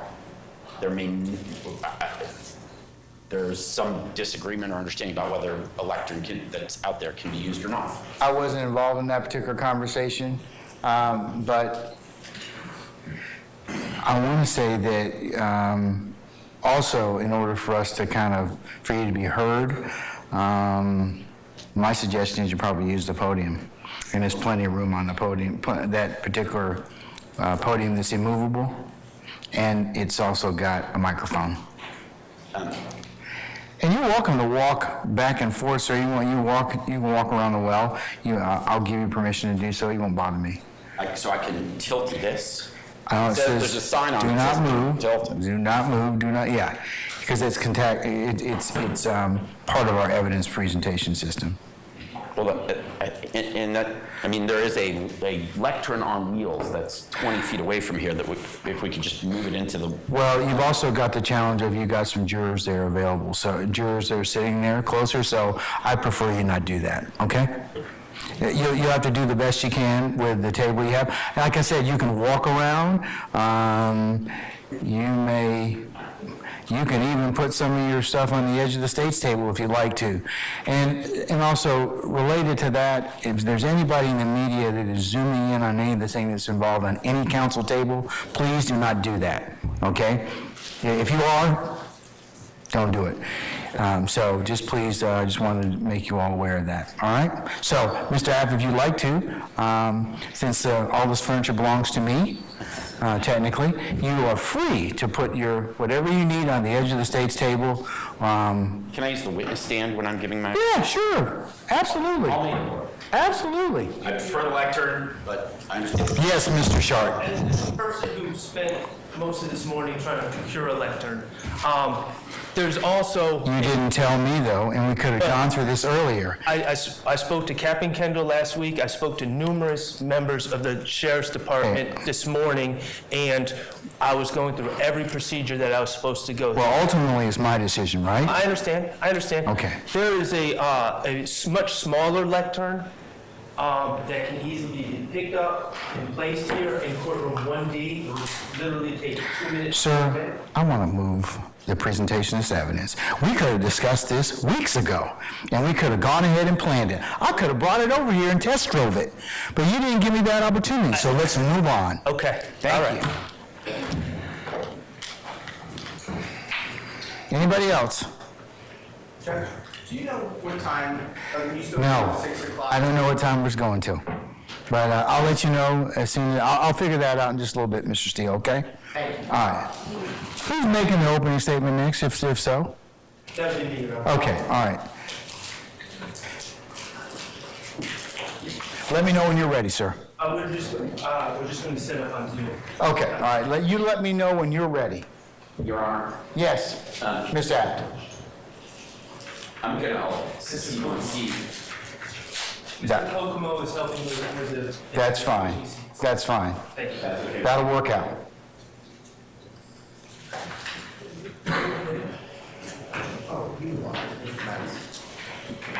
And Ms. Weaver will yield some space to you, so, okay. Being most accommodating. There you go. We aim to please. Oh, man.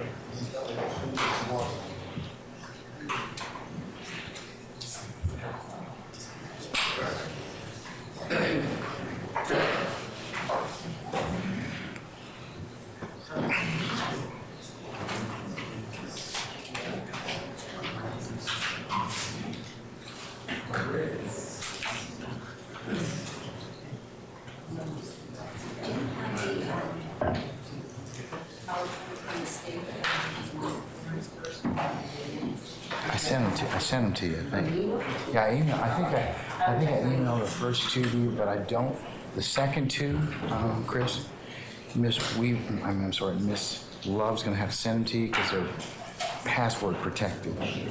So if you ask her to send those to you, she can. Just mark the first one and then the last one. I went ahead. Yeah.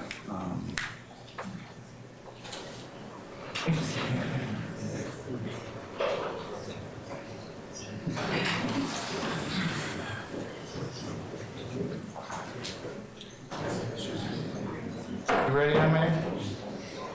I think he said he's ready. Oh, you ready? Okay, all right. Can we summon our juror, Sergeant Ingram, please? All right.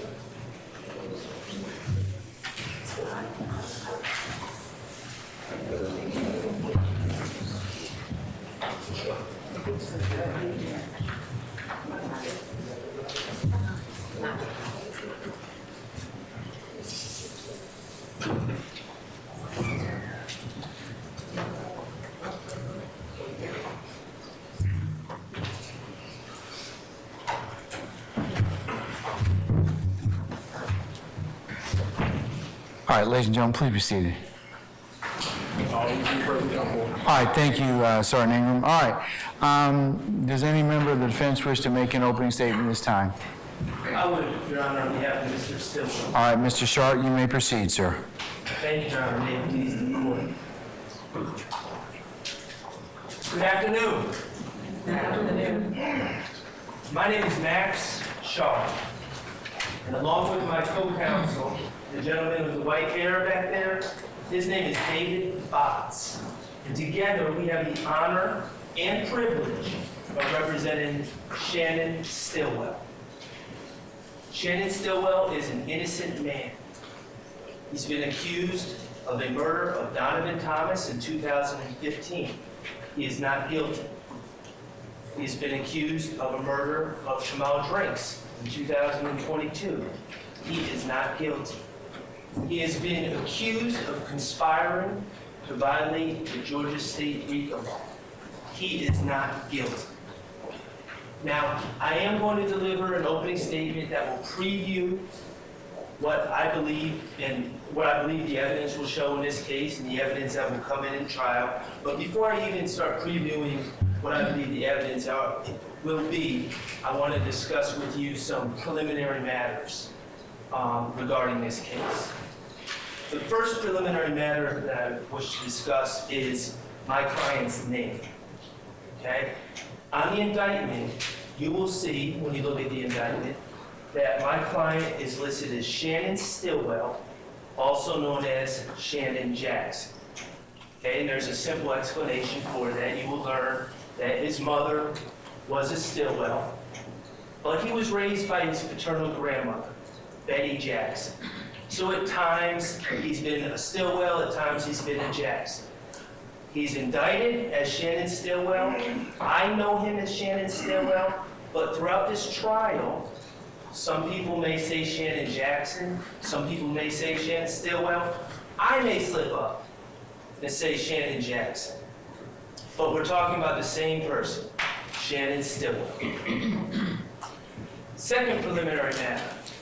It has not been lost on me that my client, it's not lost on any of us, that my client is charged with 2 murders in this case.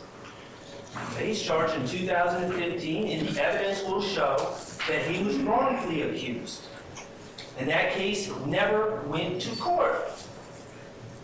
He was accused in 2022, wrongfully, based largely on assumptions made about the 2015 case. We plead absolutely not guilty. With our backs straight and our eyes wide open, we plead not guilty to those charges. And finally, ladies and gentlemen, as far as preliminary matters, as you probably have realized through jury selection and the fact that we have some visitors from the press here today and different things about this case, this is somewhat of a unique case.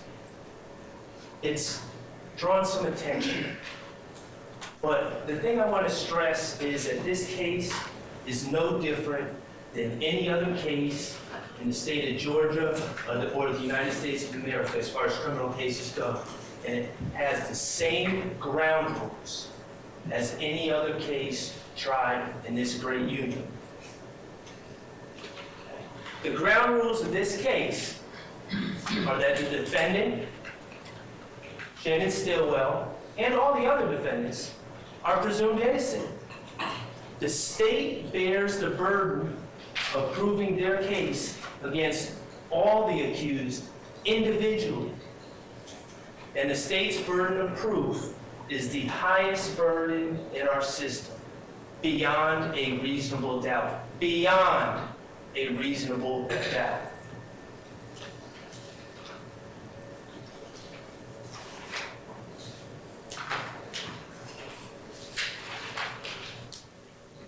Okay, ladies and gentlemen, the state started talking in their opening about about colors.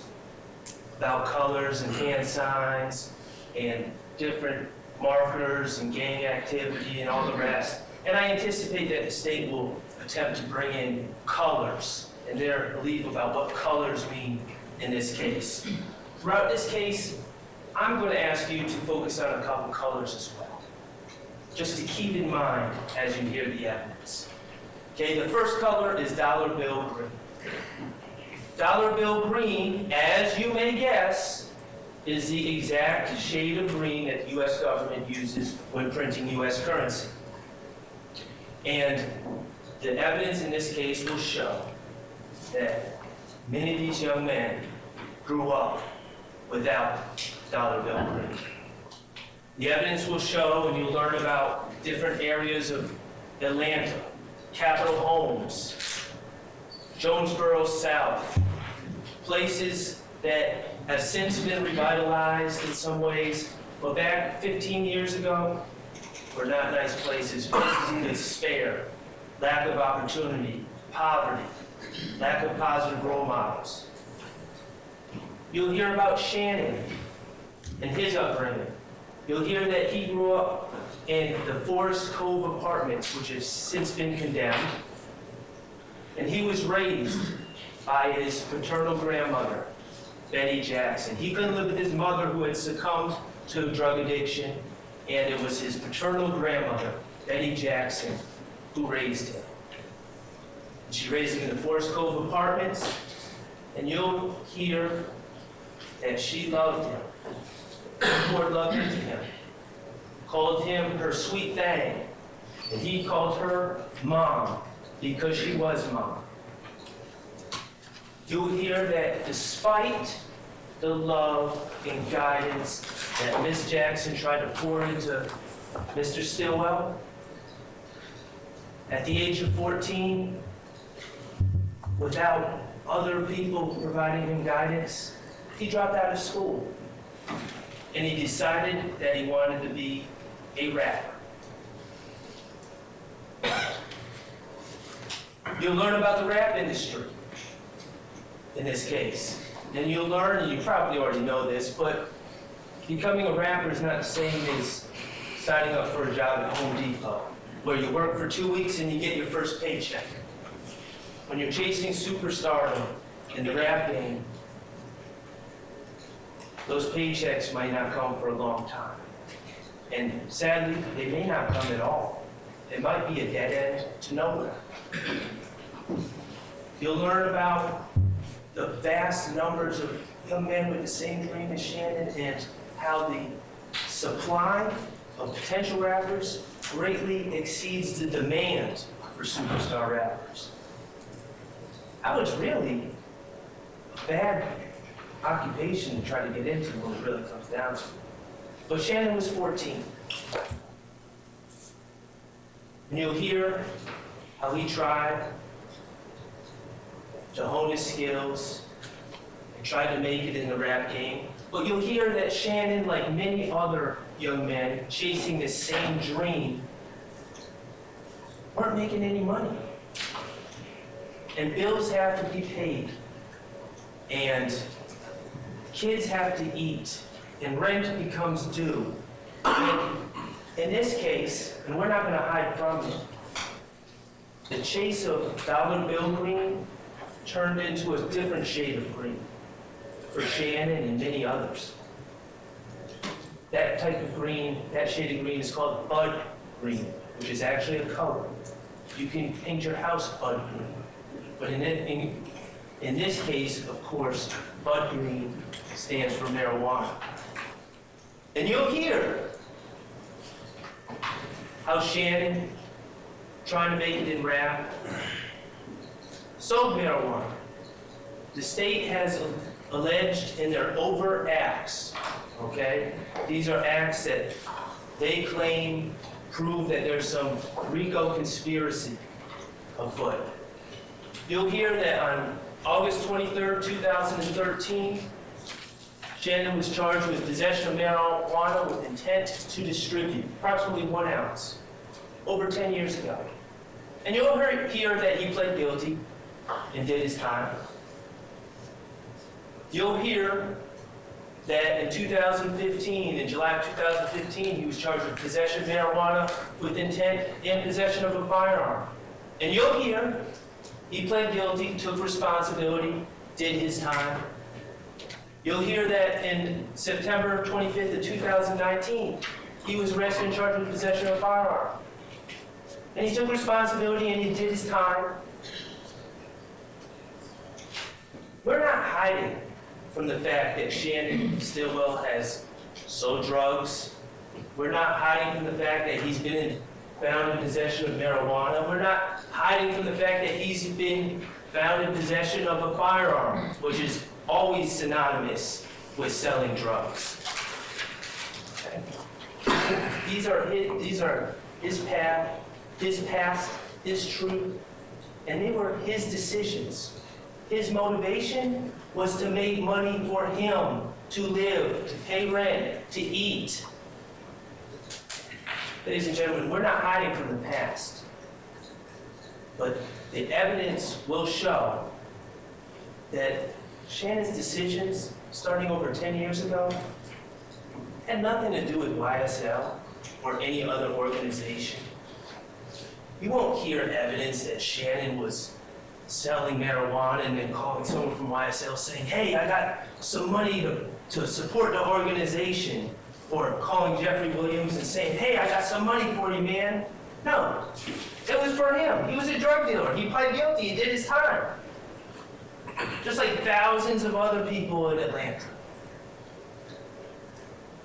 This has nothing to do with YSL, has nothing to do with the January 10th shooting of Donovan Thomas, and it has nothing to do with the 2022 shooting of Shamal Drakes.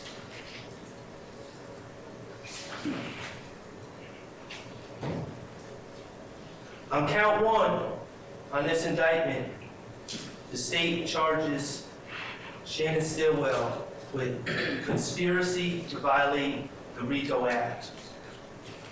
They say on or between January 24, 2013 and the 8th day of May 2022, he and others unlawfully conspired to acquire, maintain directly and indirectly an interest in and control of United States currency and other personal property through a pattern of racketeering. The state in their opening said, further the interests of YSL, further their goals. They also said,